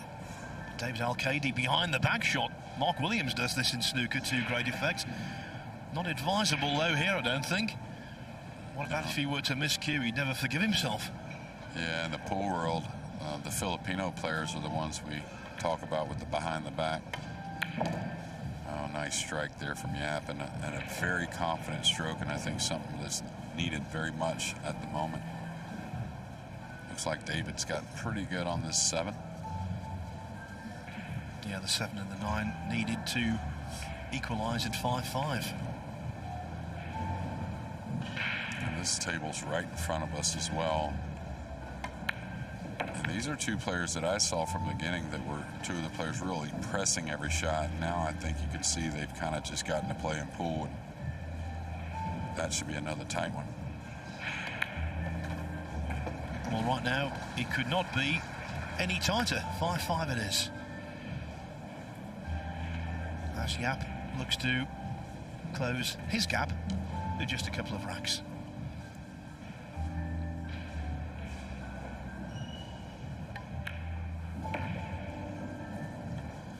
And it was all about fluking the one out of a snooker. I think it's really time for a Aloysius timeout Yapp wins the rack. for Yapp. Not sure he'll take it now, but If he did take the timeout, it would enable Chris Melling to dwell. exactly. Little gamesmanship. He's sitting there looking stoic, but inside he's bubbling up. Why me? And of course, if Yapp were to have more good luck in the next subsequent racks, then Melling starts to think the world's against me. Yeah, but the break shot has been pretty rough for Yapp so far. He's got to figure something out. Really only one rack. The third one I think he broke that he made a ball. Max Lechner now up 10-6 on Batista. Batista's gotten a few back, but on the cusp of leaving our 2023 World Pool Championships.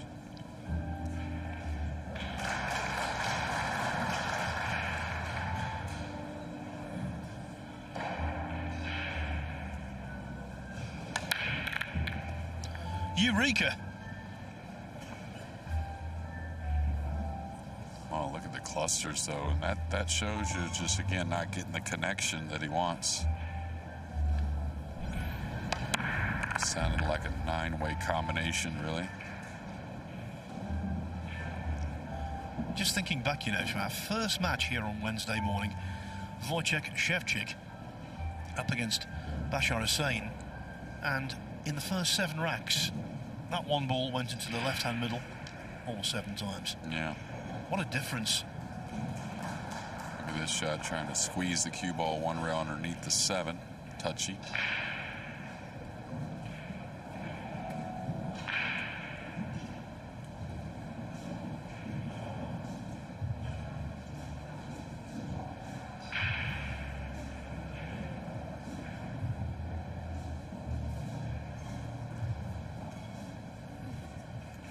The first player into the last 32 of the World Nineball Pool Championship is Max Lechner, defeating Ruben Bautista from Mexico 11-6. So the Austrian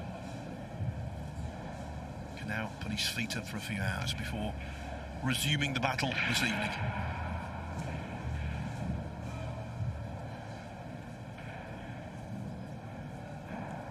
Now, he can be a little aggressive with the safety if he's coming underneath the 7 with the 5-6 tied up as well. Trying to really weld the ball. You know, like that. How nice was that? Not only a nice safety, but opening up the 3 as well. I'll deal with it. It's not your business for now. It's my job to deal with it, not yours. Little discussion there. I'm not sure what it is. If you didn't hear the discourse, Desislava Boshelova said, it's not my job to deal with it, or it's my job to deal with it, not yours. Don't know what it was all about, that, actually. Maybe some balls were in a pocket, I don't know. I think there's only one or two things, really. Maybe a question on the speed on the break shot. That's one of them. Of course, the combi ball's in pocket. There's only been one knocked down, so it's not that. So, yeah, maybe it was the speed. And then the other one, I could maybe questioning the time taken at the table. You know, there has been a few warnings on slow play in the outer tables during the qualification rounds. Omar Al-Shaheen got warned a few times. Well, there was a rack earlier on, wasn't there, Jeremy, where you thought that the break-off from Yapp was borderline slow. Yeah. No, the first one for sure, I thought. Maybe even the second. Picked up the speed on the third one, but...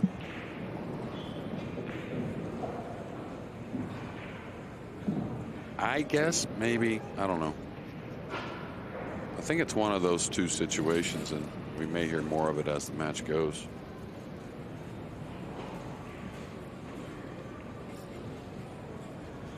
think our referee handled it very well, just to the point.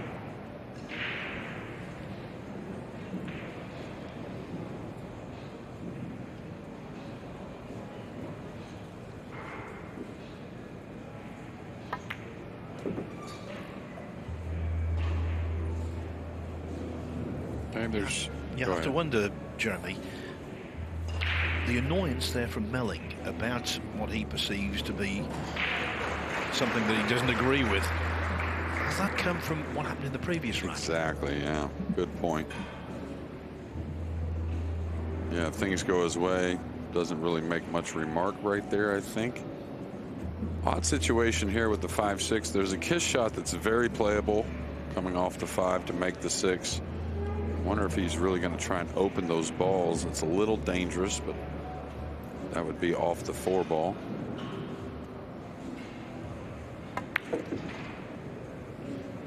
So we'll see the decision. He can certainly play safe at a crucial time. Just kind of laying up on the 5, cut it towards the 6 and come across behind the 8-9. The guys do want to stay offensive though and aggressive.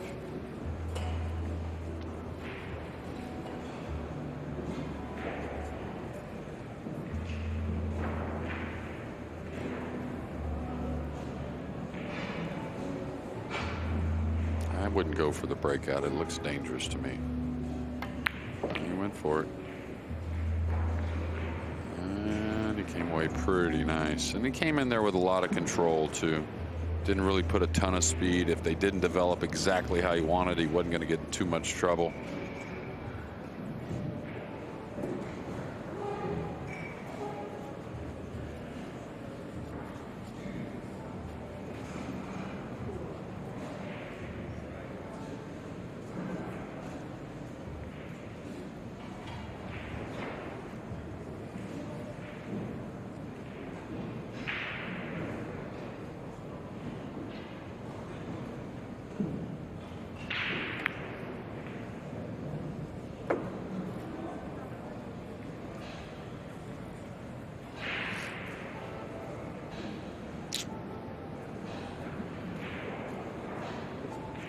And I don't think there's anything intentional here, Phil, but Yapp certainly keeping Chris in his chair as long as possible.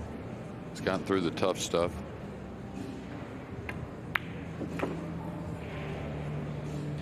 If Melling was complaining about Yapp's pace of play, I don't think he's got great grounds for any true grievance, to be fair. I think if he's complaining about the speed of his break, then there is a debate there, certainly. Yeah, absolutely.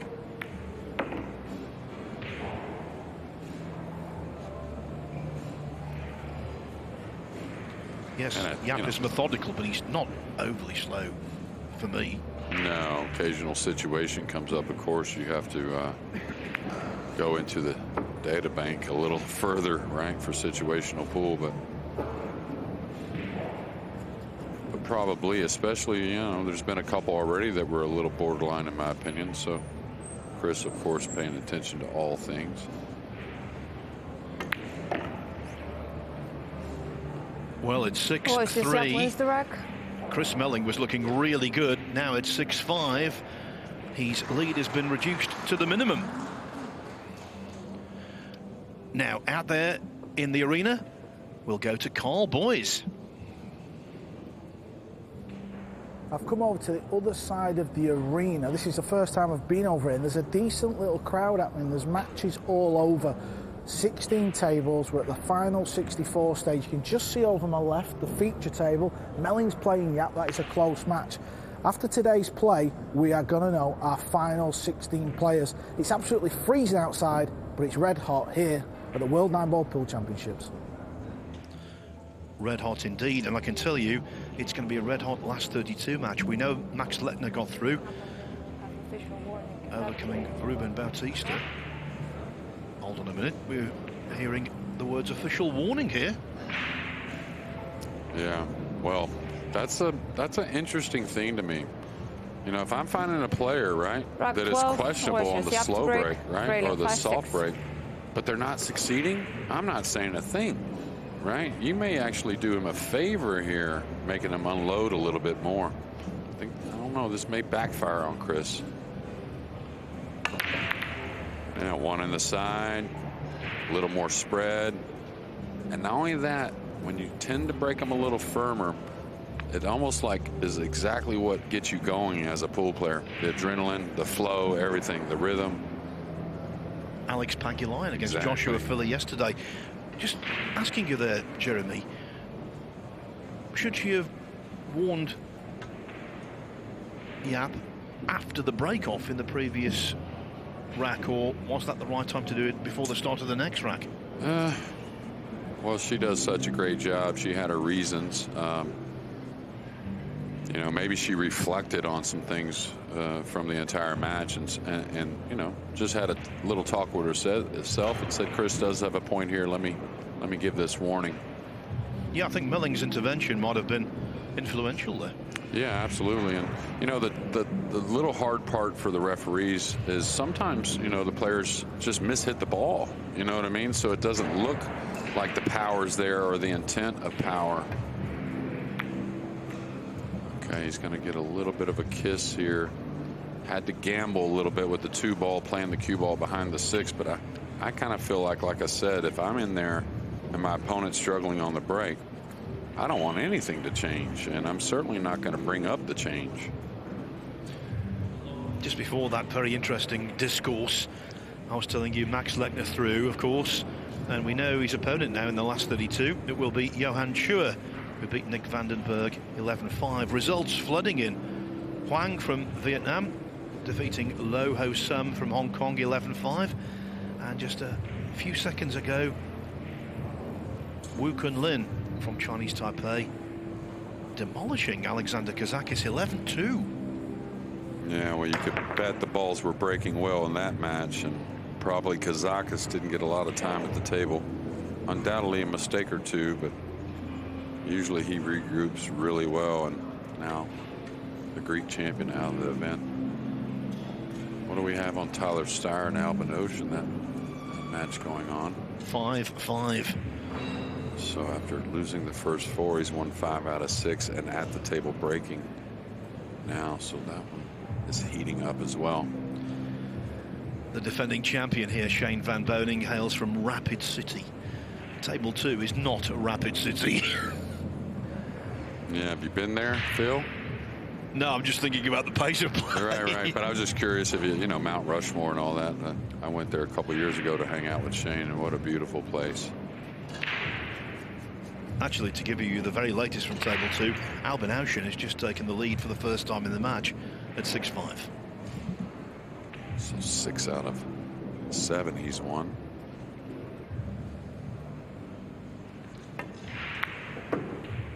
And I could still see, I don't know if you noticed, a little movement, like very concerned if he even got that ball down, I think. So maybe not just settled in just yet. This got awkward. There's a kiss shot on the 9 that's not bad. That being played off the pink 4.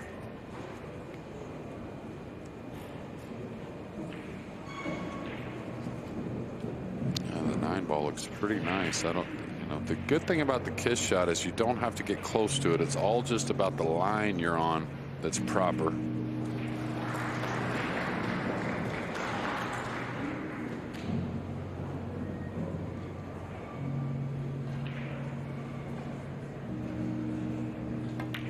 Like he's sizing up the bank and the 9, maybe. I think he's gotten perfect to play the kiss shot on the 9, plus maybe cross side the bank. Now, depending the speed he plays, well, he's not taking much time.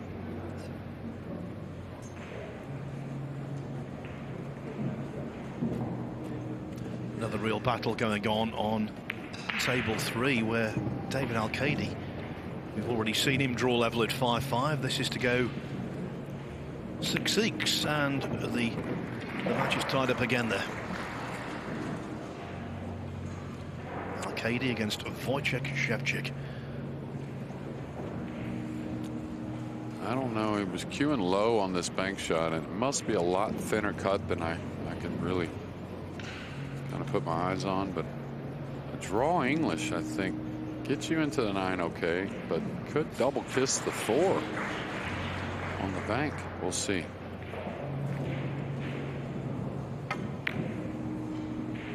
He made the bank. He's going to get pretty okay with the cue ball. And one of the freer swings of the match there for Yapp.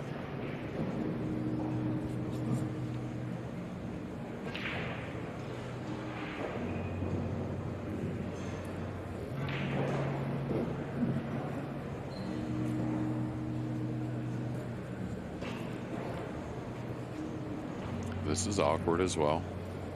I don't think he can hold the ball. It's too much angle, and if he has to draw across and use the right side rail, okay, he's stunning above it. Maybe he's just rolling this in.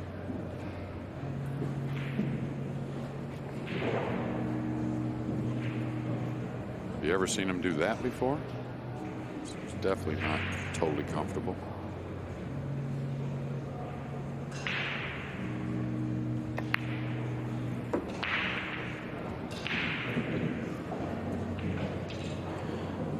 Clear the 8 though, that could have provided uncomfortable cueing.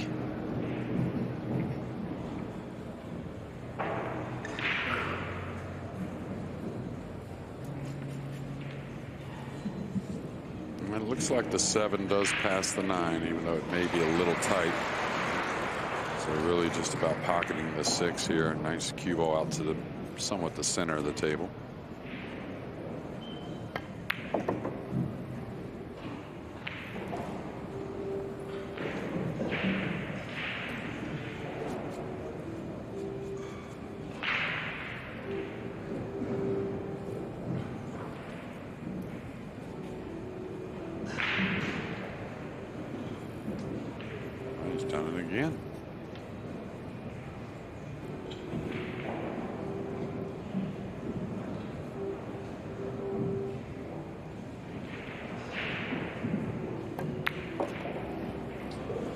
Under normal circumstances, Jeremy, he is such a reliable potter. Hardly ever second guesses himself about a shot of that simplicity. So I get the vibe. I don't think he's doing this to get under Melling's skin. I think it's like you say, he's not comfortable. Yeah, absolutely. And he's like usually cool as a cucumber, right? I mean, one of the guys that just doesn't ever look uncomfortable, it seems, and definitely see a little difference here. Aloysius Yapp wins the rack. Well, there was separation when Chris Melling led 6-3, but Aloysius Yapp fluked the 1 ball out of a snooker at the start of the 10th rack. He dished up, and from there, the whole complexion of the match has changed. It's tied 6-6. Thank you. Rack 13. Aloysius Yapp to break, 6 racks each. Well, here, momentum. I wouldn't say it's a great amount, but I think it does lie with a man breaking off. Yeah, absolutely. The last 3 games, all Chris has really done is had a little confrontation and none at the table.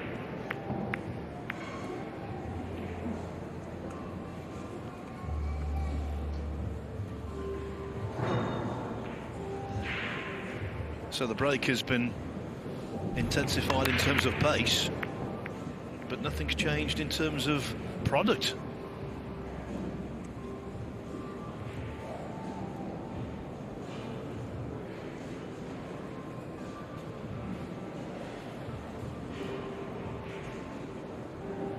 And he's got a couple ways he can play this. He can really come across it thickly, trying to slide 1 rail behind the 6. Most would go somewhat like the center of the end rail here. We'll see. He went for more, trying to use a few more balls, but he's going to leave a gap, I think. Dry breaks, 9 in total. You don't see that too often. No, and these 2 players can't worry about it now, but whoever advances, that should be the first order for them is try and get the break worked out.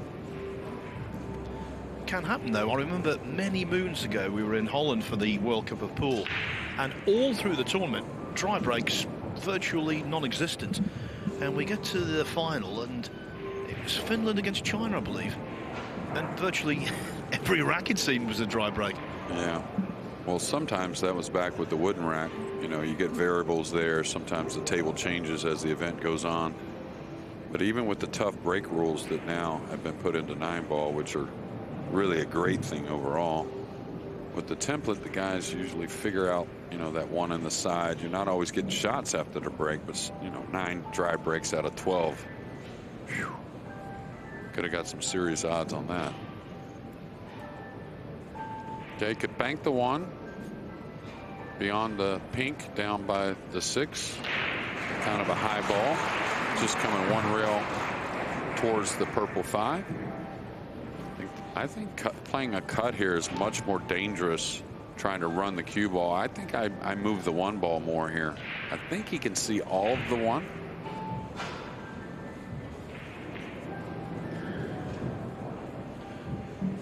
Naoki Oi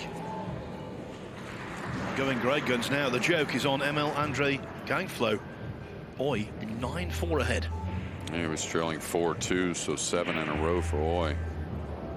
Like I said, if he's playing off the left, I think this is dangerous. Lots of traffic to move that cue ball. He might be going offensive. He's gonna end up giving up a little bit of a look at the 1. Not bad though.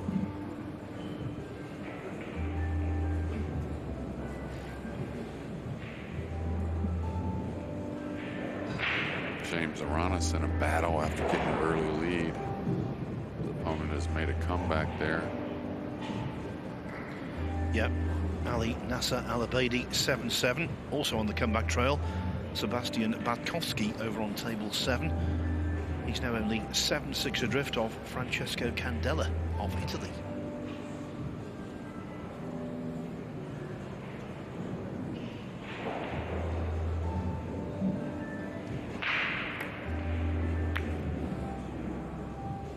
This is going to give up a shot. Chris is not, well, he may get fortunate here with the 8 as a blocker, but I'll tell you what, mentally and emotionally, if that surrendered shot there and Yapp gets out, I'll tell you, Chris may start to boil a little bit.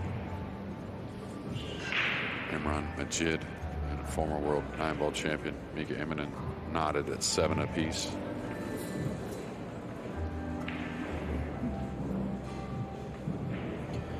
If you're a spectator, a lover of 9-ball, what a day to come into this arena. The only problem, you don't know where to look first. So much action.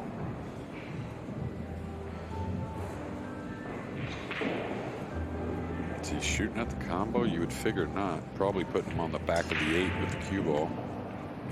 Really soft touch like this. Yeah, nice. This is difficult. I think he can get at an edge of the 1 ball, but the 6 is very impeding here. May have to bend this a bit.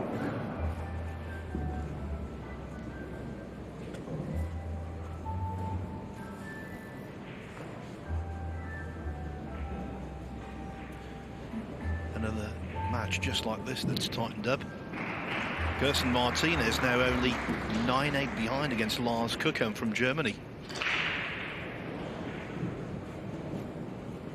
Here you get the impression Auschen and Tyler Steyer that the more experienced man, the more successful man, is starting to assert his authority.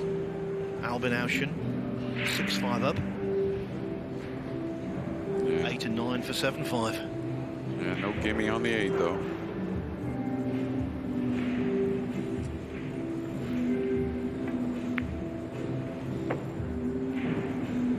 Tell you, as far as Ruben Batista, it's a type of player, very talented, can really get going. I think I would guess for him to get down like that, maybe not much opportunity, but maybe some nerves to start, and he's just kind of settling in now.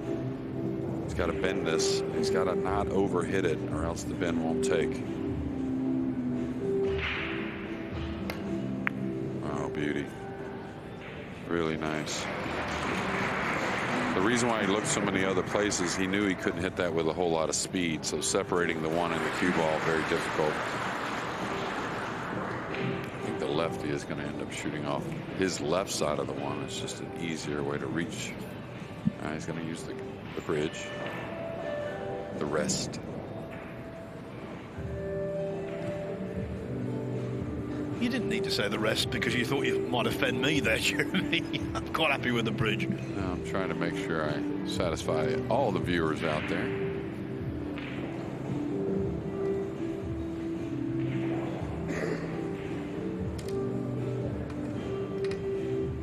And he's going to try and nip draw this while he banks the one back between the 7 and 5. Trying to use the 2, 3, 7 as blockers.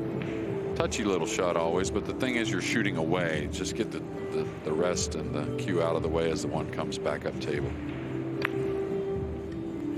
And maybe leave a gap. I think he's going to leave a gap.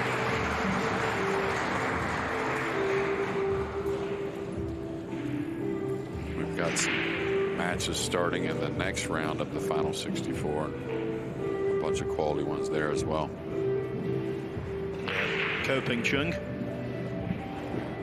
He's 1-0 up on Shane Walford.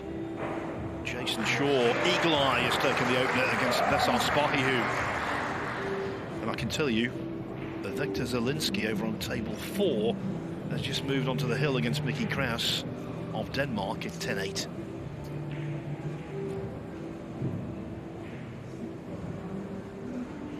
Banking this back underneath, kind of running the cue ball, it looks like. Yeah, like, oh, he went for the pocketing of the shot, so Chris settled back in, and another fine shot on the yellow 1 ball. After what's happened in the last 20 minutes or so, he needed a spark, and I think that could provide it. Absolutely.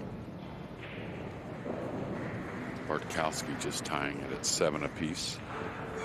Candela.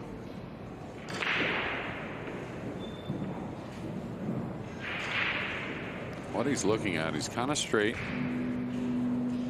So if he holds the ball there, he's going to have a heavy angle to the 3, and he's really got to worry about the 6 and 8 for position on the 4. So now he's looking, do I follow down and play the 3 in the side? And I'll tell you, Chris, if he just worries about himself, I like what I see. He's thinking well. He's not really overlooking a whole lot.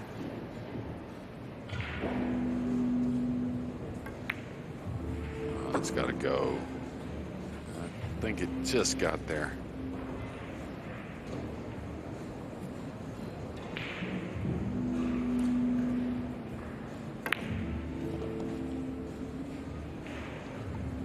Sufficient room to follow the cue ball through and avoid the 9. And now he's looking good to regain the advantage.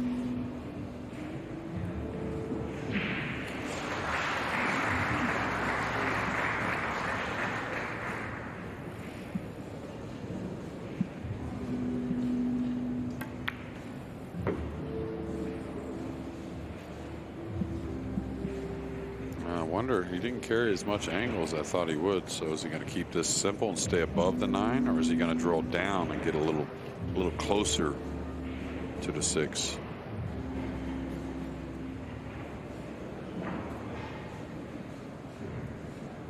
Oh no! Oh, this is a nice roll You're here. not allowed to film. Well, to me, that's as good as the fluke that Yapp got out of the snooker to launch his recovery. Yeah, absolutely. That one had some speed, though. I'm not saying it would have gotten bad, but it may have gotten kind of over the top of the 9, off a couple rails. But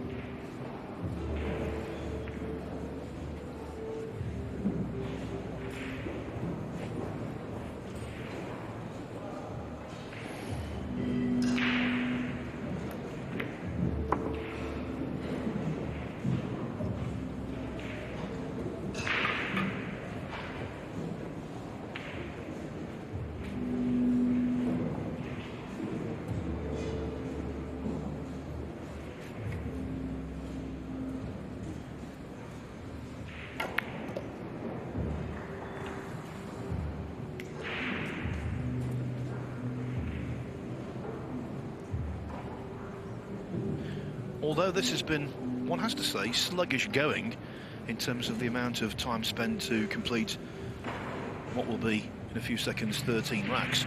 You could never say Chris Melling was a slow player. Never in a month of Sundays. No, it's really just been the layout after the break with so many dry breaks as well. Ooh, a little Chris thick to the Melling pocket going there for on the rack. 9. It was a terrific opening pot, and from there Chris Melling did enough to regain the advantage at 7-6. Over on table 5 a little earlier, I told you Daniel Maciel got through, and this is how he did it against Dimitri Jungo. Left-hander, looks good, looks the part, knocks in the balls, strong attacking game, and that's a popular success. Remember, 7 Polish players out of the original entry of 13 reached the last 64. Maciel has gone one step further, so too Max Lechner. 11-6 over Ruben Batista, and afterwards Max spoke to us. I'm here with Max Lechner. Max, 11-6 win over Ruben Batista. How do you play, buddy? Well, actually I played pretty decent. I'm pretty happy with my game. I could improve compared to the group matches, and yeah, looking forward to the next one. How's the break been going? Because we've not managed to see you just yet, especially myself in comms. How have you been breaking? Pretty good so far, so I hope I can continue like this. Yeah, that was a large part of your success at the US Open, getting to the US Open final. Obviously a little bit of heartache there, losing out to Sanchez, but what are you looking to improve on going into 2023 season? Well, I think this final match helped me to gain more experience. I knew what I did wrong, so I'm ready for the next final. I hope so. Yeah, but it gave me also a lot of confidence. The US Open, I think I played pretty well throughout the tournament, and yeah, I can't wait for 2023. What would it mean to be lifting the world title in a couple of days' time? Yeah, of course, everything. I think all players, if you're going to ask this question, will tell you the same. It would be a dream come true. Max, good luck. You're through to the last 32. Thanks.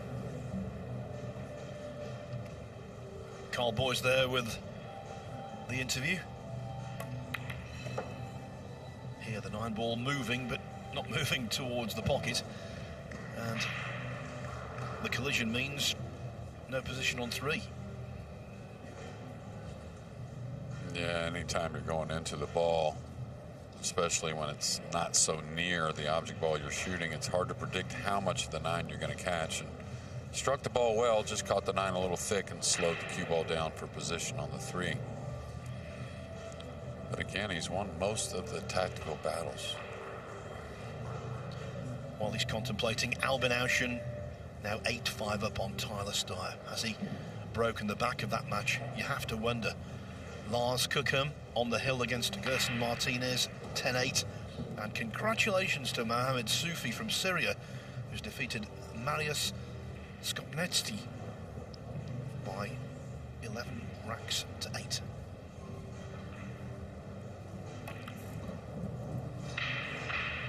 He's going to give up a little look at the 3, I think. Trying to get the speed right.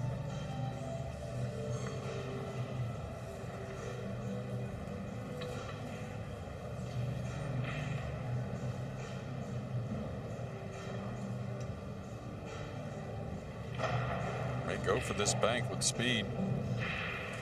If he can come around now, the problem is he's not coming around for position that much with the 5. But if he could play the bank with speed, the 6 and 8 really kind of, are some blockers there for a potential miss on the bank. The problem is, like I said, the cue ball will be on the right side of rail with no real position for the 5. So a difficult position, situation for Aloysius Yapp.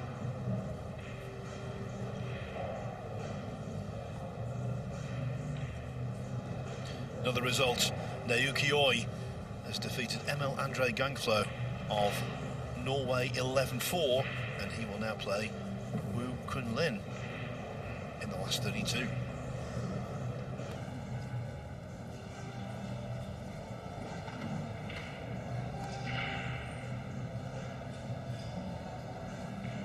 I'm not sure what he's playing here. Maybe a light safety behind the 7.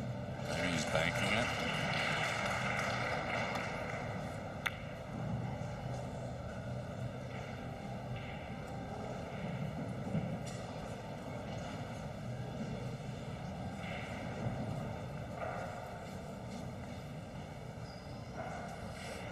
Now, Chris can get at the edge of the 3, but really no future in it. We're going to see him kick to the right side of rail, I believe, anyways.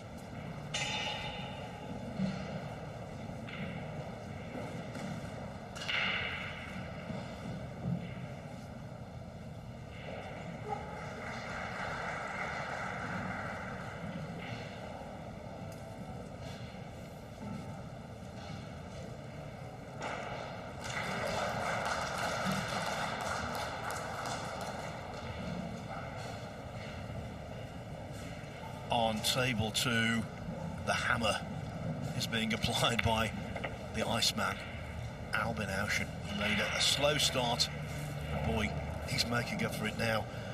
Tyler Steyer, the victim of a second comeback this week, it seems. Pasha.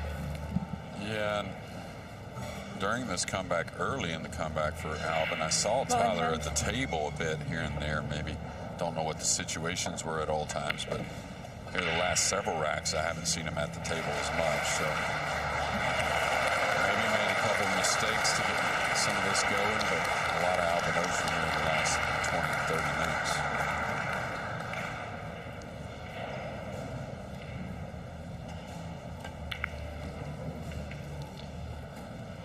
Auschen now 4 ahead at 9.5, needing just 2 more to progress. Just had a big cheer from across the arena there. Now I'm surmising here that could be Victor Zielinski getting over the line. I'll let you know. Yes, he has. 11.9 over Mickey Kraus.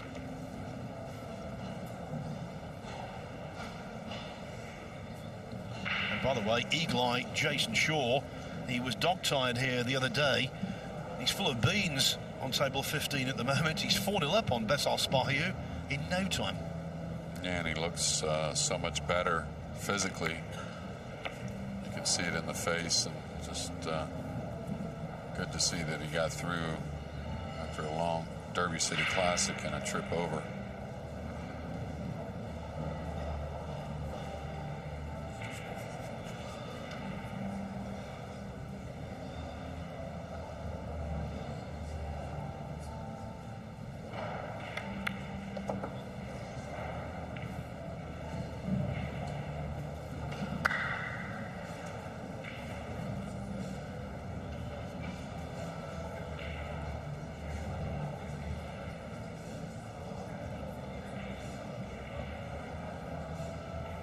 A little off angle, I think, so he's got to draw the cue ball. And he's got, definitely does have a little angle, you can see, so he's going to try and cheat the pocket a little bit, I think. Came back to the rail and out, smart play.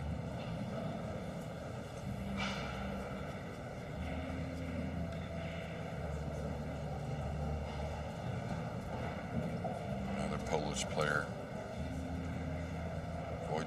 Shevchuk looking to extend the lead, it looks like, against David Al-Kaidi.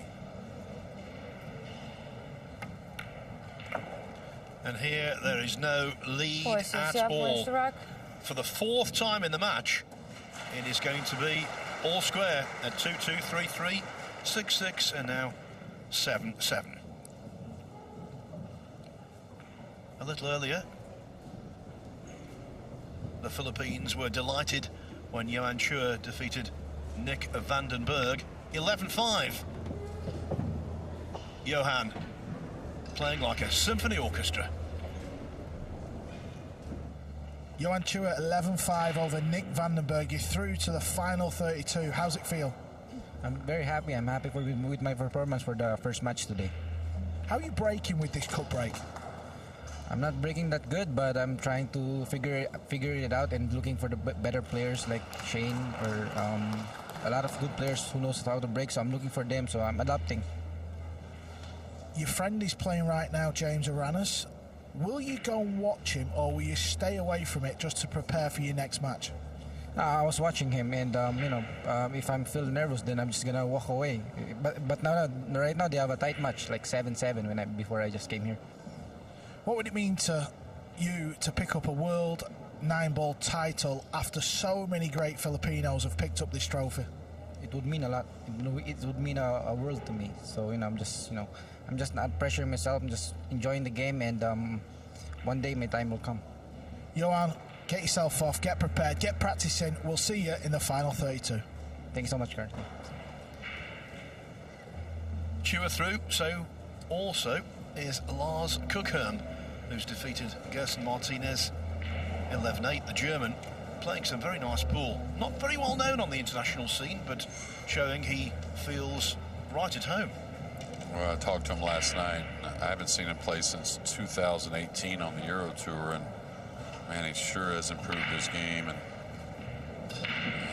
he played an excellent match last night, and playing another one now. Man, he finally unleashed it a little bit. May not really get the results he wants, but at least the ball down. And another kind of ugly rack. The balls are just not agreeing with the guys. It's been quite some time since Aloysius Yapp was in front. The last time he had an advantage was at 2-1. There's the ever-popular Alex Pagulayan.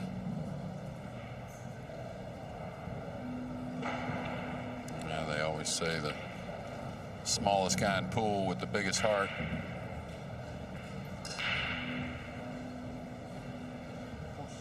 Push out, coach. You know, Jason Shaw is 5-0 up on Besson Spa-U. It's not beyond the bounds of possibility that there could be two matches over on that table, table 15, before there's one over. Yeah, table right, 1. Right. Especially Eagle Eye when he gets going, winter break format. I think, I think his push out, he didn't quite hit the ball as hard as he wanted, and now doesn't have the jump that he was trying to push out to. And a very awkward kick. Fortunate for him that the 5 is very ugly over on the left side point there.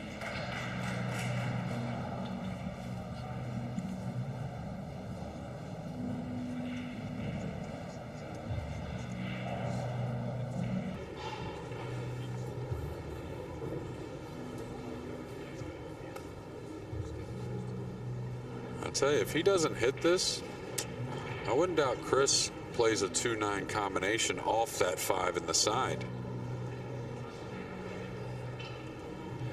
Guess what? On table 2, more good news, it seems, for Albin Auschen. He's now relentless. The winner in 2021, the runner-up last year. Can he make it a hat-trick of finals in his many years? Who would bet against him? Now on the hill against Tyler Steyr. Yeah, not a good sign for the rest of the field. Usually Albin carries his best towards the end, and playing early with a really good comeback here, I'll tell you, could put him in the kind of zone he wants.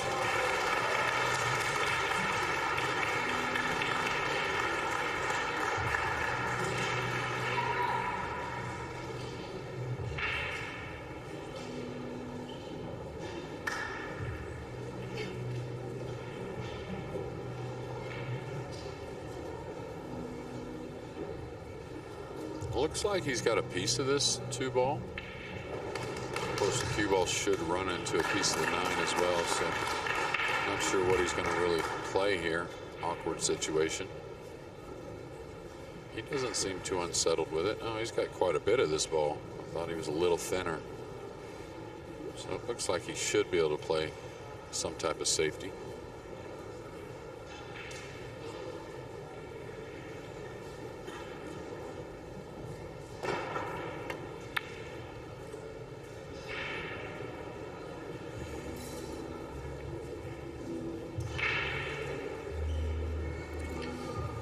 Well, the 2's poked out, but the 3 is nestled into the 4. Yeah, may play in the lower right corner, though. I'm sure Chris won't pass that up, and it looks pretty doable. Maybe not.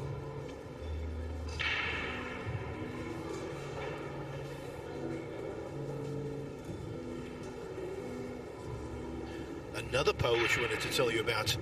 Matthias Snigotsky has defeated Fabio Petroni 11-5.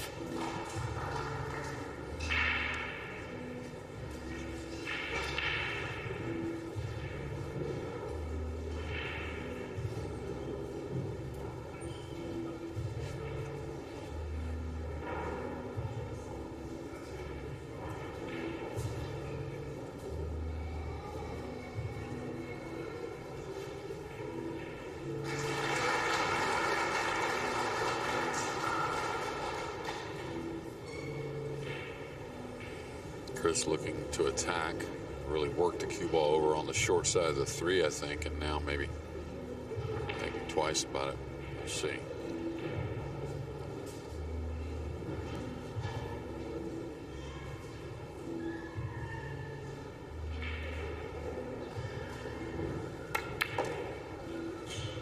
Wow, what a beauty. Well, that's a candidate for shot of the championship so far for me. What an effort. It's all very well to play that kind of brilliant offensive shot in a match that's flowing. In a match like this that's been bitty and disjointed, that was simply outstanding. Yeah, I think he's had 3 shots in this match that are up there. 2-1 balls that were incredible, and then another 2-ball there. Can he get into the pink 4 here a little bit? That would help.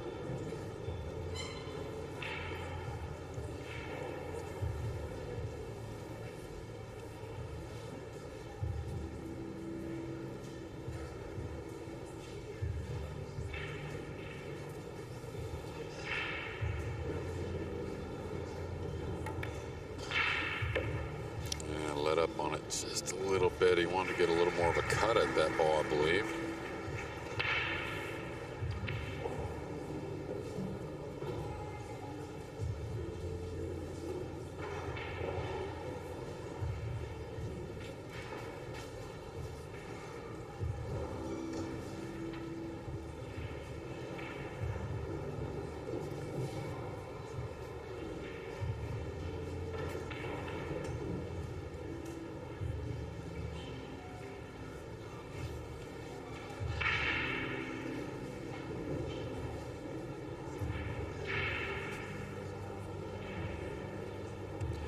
It's been a really good morning for Polish pool in general, and look at this on table 3 as Chris Melling misses the 4 on table 1.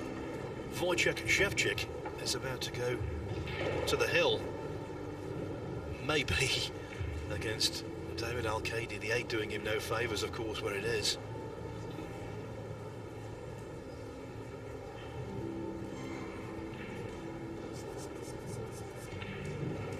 He had to come from behind a little bit early, Wojciech, but has played super steady since. So looking at his backhand, that's odd, maybe catching the table a little bit.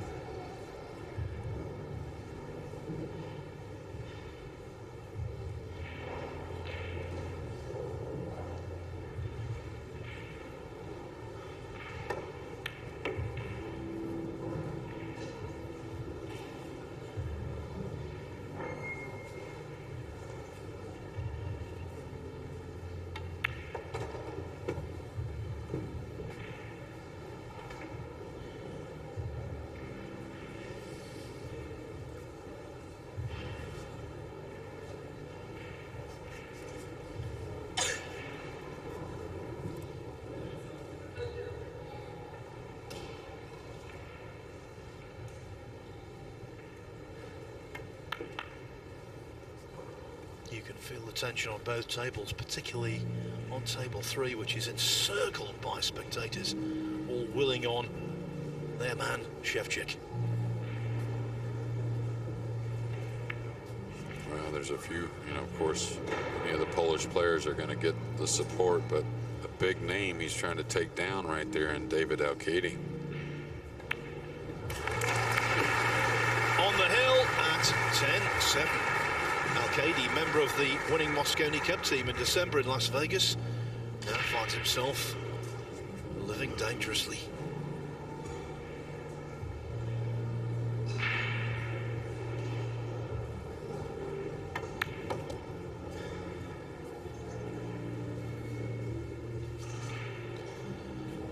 When Aloysius Yapp trailed 6-3, I really thought that Chris Melling had got the ability to pull away and win convincingly. He could still win, but now it's going to be a real old fight, because Yapp, thanks to winning 5 of the last 6 racks, has got his nose in front again.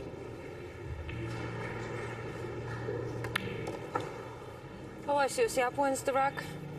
The last lead was 2-1 for Yapp. Now he's back in front at 8-7.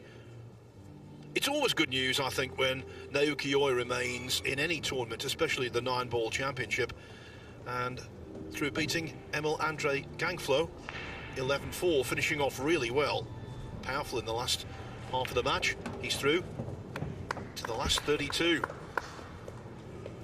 Now, Yuki, you're through to the last 32, again, of a big major Nineball tournament. 11-4, congratulations. Yeah, thank you so much. Very tough match, 4-4, very close game. And me 5-4, getting the break runner 3 and the super luckies. Yeah, good roll today.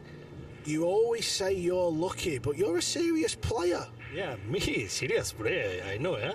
But now, all world super young player, super shooting and the shoot safety, all good. Norway's guy, first time play, super nice guy. But little bit frustration, the me style opponent, little bit down. Super lucky, yeah. Where is your game at? Do you feel like you're playing well? Yeah. I think so. Only every day, every time in the first tournament and the match, only focus. I don't know, care. I don't think. You've been to the semi-finals before of the World Championships. You actually beat me one year. I've still not forgot about that. Can you go on and win this title? Yeah. My dream is a world champion. Every time, super tough game and only confidence and patient. Come on, Oi. Your hairstyle, it looks wonderful, Niyuki. It really suits you. Thank you, my friend Carl. I love you. Good luck. Last 32. Thank you so much. Exciting tournament. Thank you. Can you imagine if he was world champion? What an ambassador for the game. Terrific. Yeah, absolutely. Got to spend some time with him away from the tournaments a few times at the tournaments, and man, a lot of fun. All right, difficult little 2-ball here. He's got to kind of slow roll it, maybe with a little spin, or come above in between the 5-9 with the cue ball. So he's got to make a clear-cut decision at a big moment in this match. Mika Immonen takes a late lead at 9-8 over Imran Majid. I don't think he's had the lead the entire match. Looks like he's going to come above the 9, which is smart. You get to play a little more confident stroke on the 2. That's center cut.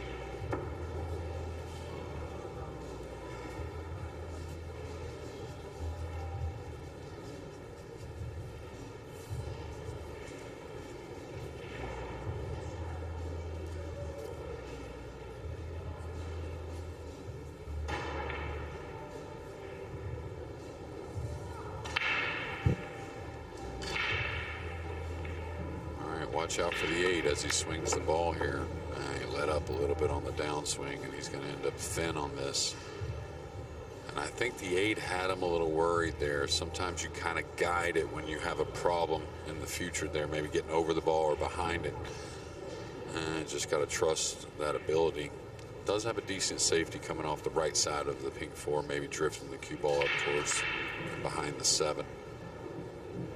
Cross corner bank isn't terrible, but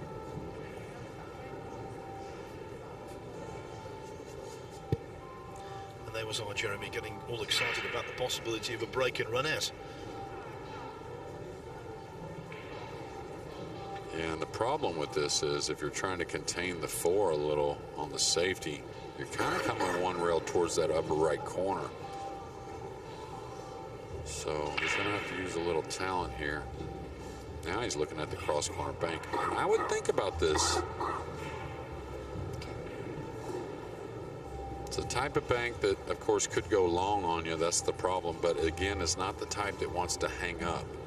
So if you play to the high side of the pocket, you might make it. If not, it comes to the bottom rail and a little bit of a safety. I don't like drawing it too much. That'll make it spread sometimes. More of a stun, I thought. Oh, he hit it sweet. Hit it real sweet. Still got to come with another one here.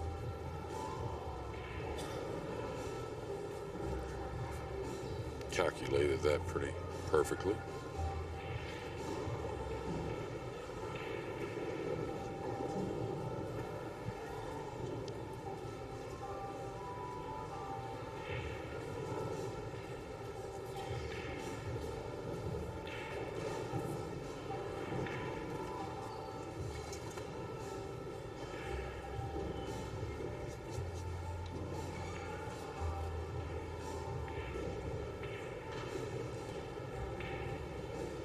This is an awkward cue ball going away from the 6, but not a ton of angle to move the cue ball over and back. So this has got to be purely struck.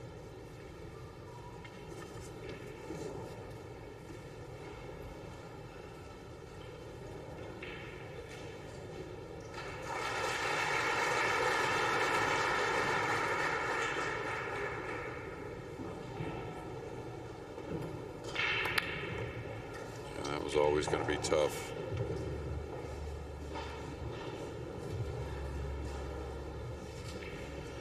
Where the 5 has come to rest will not improve Melling's mood. No, but very happy to be at the table, and not a very difficult cross-side bank. I don't see a safety coming here. You got to be able to knock these in if you're going to not only win matches, but take that trophy home. And he's a pretty fair banker, isn't he? Oh, absolutely. Yeah. Anytime you kick so well, you just, any of those, you have so many parts of the game, you're going to feel the bank shot pretty well. It's all about the stroke.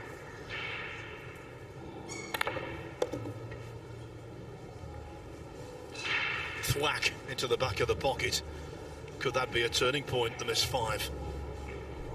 A missed 5 ball has been the turning point in the Mosconi Cup the last 2 years.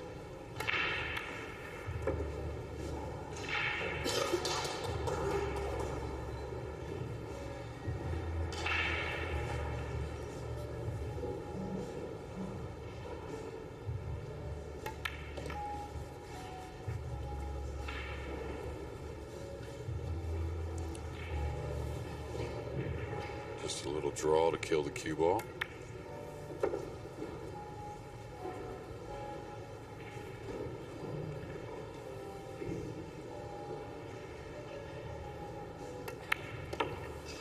Chris Melling wins the This is some battle, isn't it? 8 frames, 8 racks each. Chris Melling refusing to give up the ghost. Aloysius Yapp annoyed he missed that 5 ball.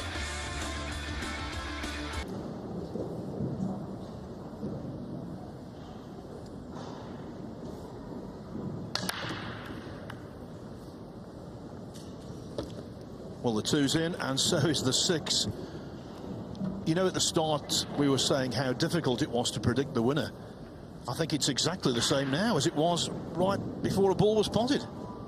Yeah, absolutely, and I'm interested to see how he attacks on this 1 ball. Long distance. He's got an awkward situation to try and get position on what would be the 9. That's an awfully thin hit on the 1 to get at the 9, and very risky. He does have a pocket for the 1. I don't think an entire pocket with the 7 being there. He may put him behind the 7 here. This is a pretty easy safety here, kind of going through the 1. Very natural to drop the cue ball behind the 7 off 2 cushions. Hard to dog it, really. Kind of let up a little bit, didn't get through it as much. He's going to be upset about that. Even if he didn't leave him a full shot, that wasn't too hard to bury the cue ball behind the brown 7.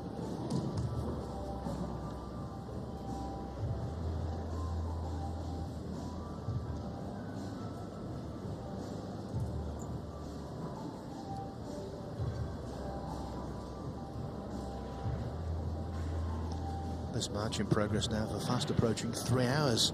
It's a mental stamina required to keep the concentration levels where they need to be.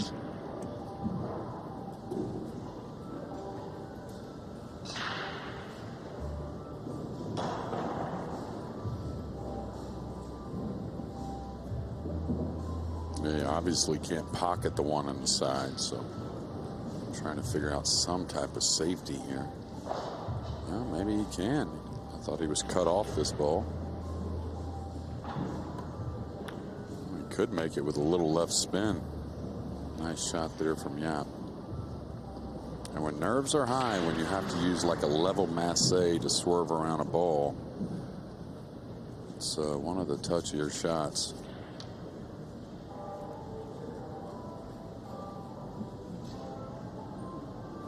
So that was a faux pas, wasn't it, from Chris Melling? We thought he was going to get a locked-up snooker. In the end, he left the ball on. Yeah, and he's been so tactically sound in this match. That one laid very natural, and he recognized it immediately, and I agree it was certainly the shot. He just didn't pull it off.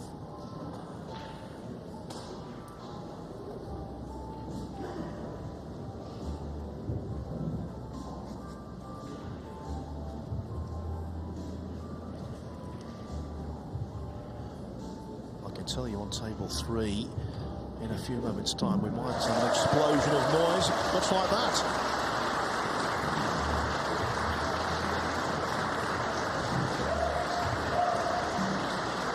Of course, I'm pulling for the Americans, and I always pull for all the players. Really just want to see great pool.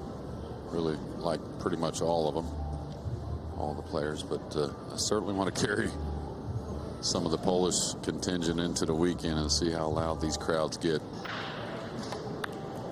Well, forget the explosion of noise I predicted. Wojciech Szczepczyk on the hill against David Al-Qaedi at 10-7 has just missed the 5-ball down the rail. So life for the Spaniard. Yeah, a routine 5-ball as well. I mean, like nothing difficult at all. He really has played super solid after trailing early a few games.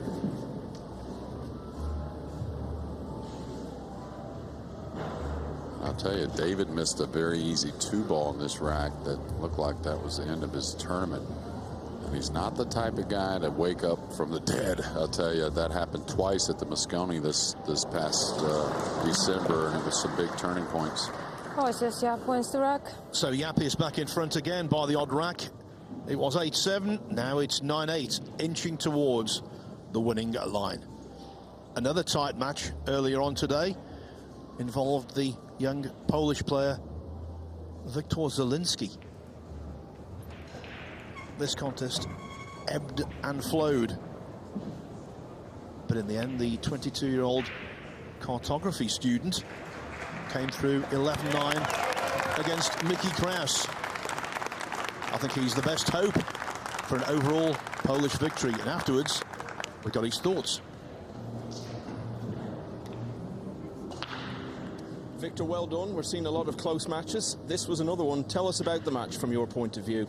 In the beginning, I was playing quite well. I was up 6-2, didn't make any mistake, and then I missed my chance to go up 7-2. And from that point, he made 6-6, and then it was rack for racks. It was really close one. And yeah, I'm happy that I made the last one, the last ball for win. There's been a lot of talk that we could see a home winner here in Poland, and your name has been mentioned more than anyone. Now, is that something you enjoy, all that expectation? Well, I always, whenever I go now, my expectation is to win the tournament, so yeah, I hope I will do it, but also like the support is incredible here, so hopefully it will also help me to win this title. And having played a number of matches here now this week, where would you say your game is at in terms of how good it needs to be to contend for this? Well, I think I'm not in the best shape, but hopefully I will find my best game, because the next match will be more tough, and also if I qualify for tomorrow, it also like I need to go with I need to like increase my level to be able to win matches, so hopefully I will get better and better. And the big question, does it always snow like this in Poland? Oh, not really. Like recently, I think it's the second snow of this winter, so it's not common in Poland last years, but we are unlucky this time that it's snowing. Well, you're through to the next round. Well done. Thank you very much. Michael McMullen there with the interview and the weather report. Yeah, and you can see an all-important 2-ball here with a 3-9 looming. And I'll tell you, it's not, I mean, it's a difficult shot, but a very playable cut shot, in my opinion. We'll see. I'm not sure what he's looking at now. Is he looking at another cross-corner bank? Trying to take the cue ball up table for a long-distance combination on the 3-9. Really surprised he's not entertaining the cut, and maybe the TV's fooling me. Maybe it's just a bit thin.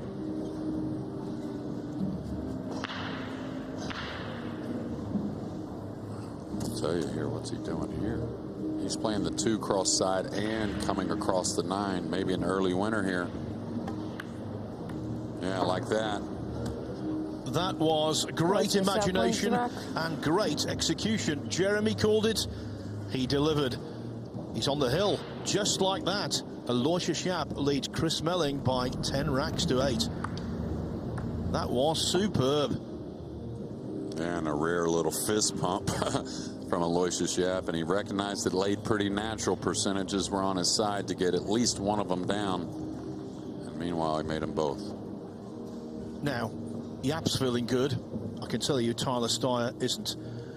He was 10-5 down. He missed that 2-ball and walked over and conceded. Albin Auschen couldn't quite believe it. So the match was over in rather unusual circumstances. 11-5 to the former champion. Steyer had simply had enough. Extraordinary. Sorry, folks, we have a minute. Albin, you through to the final 32. The scoreline was 11-5. Sounds convincing, but tricky start to the match. It was a rough start. I mean, he had a good start. He ran, I think, the first 3. Then I made a very easy mistake to make it 3-1. So it was 4-0, so I had to find my gear to come back into the match. We had some tricky safety battles, I think around like 5 or 6. And I think I won pretty much every game of that. So I'm happy with my game, but think there's something else in me that knows that I need more for the next match. What do you feel like's missing then? Sorry? What is it you feel like's missing then? I think, well, the break works good, but if you don't get position, like 8 out of 11 breaks, it doesn't really help you. So maybe a little bit more luck on the break. But obviously my safety game is good, it's there. But I try my best, of course, and I hope for the luck on the break. Obviously now you're in the final 32. It's well documented. As events go on, you get a lot stronger, don't you? You improve day by day. Hopefully. I mean, the record says it, yeah, but it doesn't have to be like that always. I'm playing, I think, a Polish guy next round. It's going to be tough. He has all the fans behind him, which could give him the extra gear to break me, but I will fight hard. I'm going to be there. I'm going to get some rest now for a couple of hours, and then I'll be back. Back-to-back finals, 3 in a row would be pretty special. I know you lost last year, but you know, still to get to 2 finals, that is some achievement, isn't it? Of course. I mean, everyone knows in Nineball you need so many good things on your side to go to the final. Some would say I'm the luckiest guy on earth to go twice into the final in Nineball. But I think you gotta need something else as well beside luck. I was feeling good last year. Shane just rolled over me like a train in the final after 6-5. But I'm looking forward to being in the final again. But the first goal would be last 8. Well, we all know obviously you're so tough mentally to beat. Albin, get some rest. We'll see you tonight, buddy. Thank you. Thanks. See you later. Yes, Albin Auschen through to the last 32, where he will play Daniel Maciol. It seemed to me at the end of that match there, Jeremy, not wishing to whip up controversy, but Tyler Steyer seemed very unhappy about something. He had a word with Auschen, he had a word with the referee, John Lehman. Any ideas what it might be? Well, I was hoping, actually. I noticed that as well. I was hoping to hear a little bit from Albin about that, just because I never saw anything during the match. Albin's, I'm surprised he played it soft. He could easily have kicked this to the bottom rail and up on the other side rail, and that may be a big bad moment for Chris Melling in this 2023 championship. But to get back to what you brought up, I was hoping to hear a little bit of what was going on because I didn't see anything during the match. And, of course, things didn't go Tyler's way, but that wouldn't constitute any kind of awkward words after the match. Who knows? Let's put it this way. From what we saw, Albin Ocean seemed genuinely surprised by Tyler Steyer's reaction. Well, and then the words, I think, kind of shocked him as well. You know, it was one thing to concede the last rack. I mean, it's not the first time we've seen that, but it's not something the guys these days do as often. But that was alarming. But then to see some words put with it, to me, looked like a surprise in Albin's face as well. All right, a little awkward here. We could be moving towards a result. We've seen another couple on table 9. James Arenas defeated Al Nasser Al Abaidi 11-8.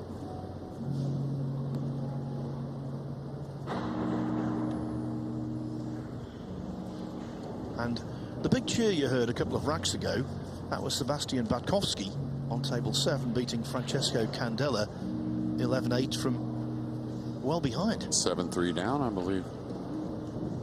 So he won 8 out of 9 to finish. Big stroke shot here coming across. I think the 4 does play past the 8. I don't think he can really draw the cue ball. I don't know, to get position on the 4 in the lower right. We'll see. Maybe he can. Type of shot you want to let the stroke out, though, if you can. Oh, he hit it pretty sweet. Got a lot out of that cue ball. And now Chris Melling must be sitting there fearing the worst. Yeah, the cut on the 4 a few games ago I thought was a pretty thin one to go at.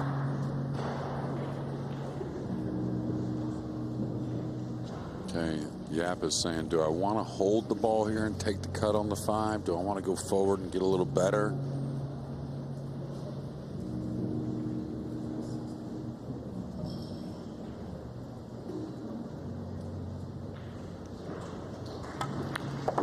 He drew back for the corner.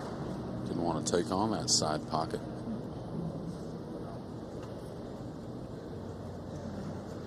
Tell you what, David Alcadi's back at the table in that match after a big missed 5-ball to really end the match. Yeah, we thought at various points in this match this would be the last to finish of the ones that started at noon. Might well be in the house already before Alcadi and Shevchik complete their match. Yeah, especially because what I've seen, you know, of course this is what we're paying mainly attention to, but from what I've seen, Alcadi struggled breaking the balls as well. Lots of clusters, lots of rollouts.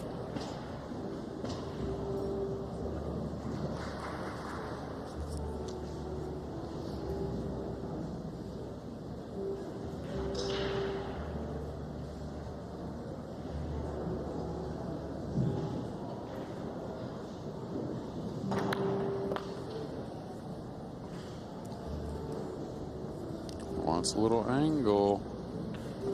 Doesn't want to have to stun by the 9. You would rather have more angle to get easily by the 9, and maybe he can go forward.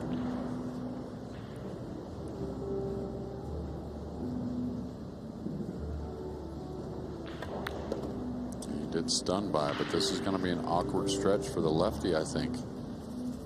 Yeah, and awkward speed going up and down the table, so not out of the woods yet.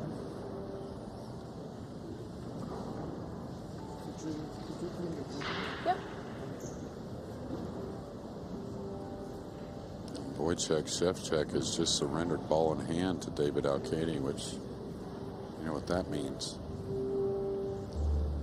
A continuation of the comeback, most likely, as Aloysius Yapp takes every caution to avoid a skid, having the cue ball cleaned. Yeah, and with the bridge, you kind of hit down on the ball a little bit, which can create a little more of a skid, in my opinion. That's going to be okay. And Aloysius Yapp has kind of survived a very big test. Yeah, Chris Melling came here with a new cue, hadn't played Nineball for 4 months. I think he did really well to get to this stage. And at one point, he was in command of this contest, 6-3 ahead. But then Aloysius Yapp fluked the one ball out of a snooker in the 10th rack, cleared up, and from there he was the man in charge. In the end, Aloysius Yapp defeats Chris Melling 11-8 and now plays either Yanni Uski or the defending champion Shane van Boning in the last 32.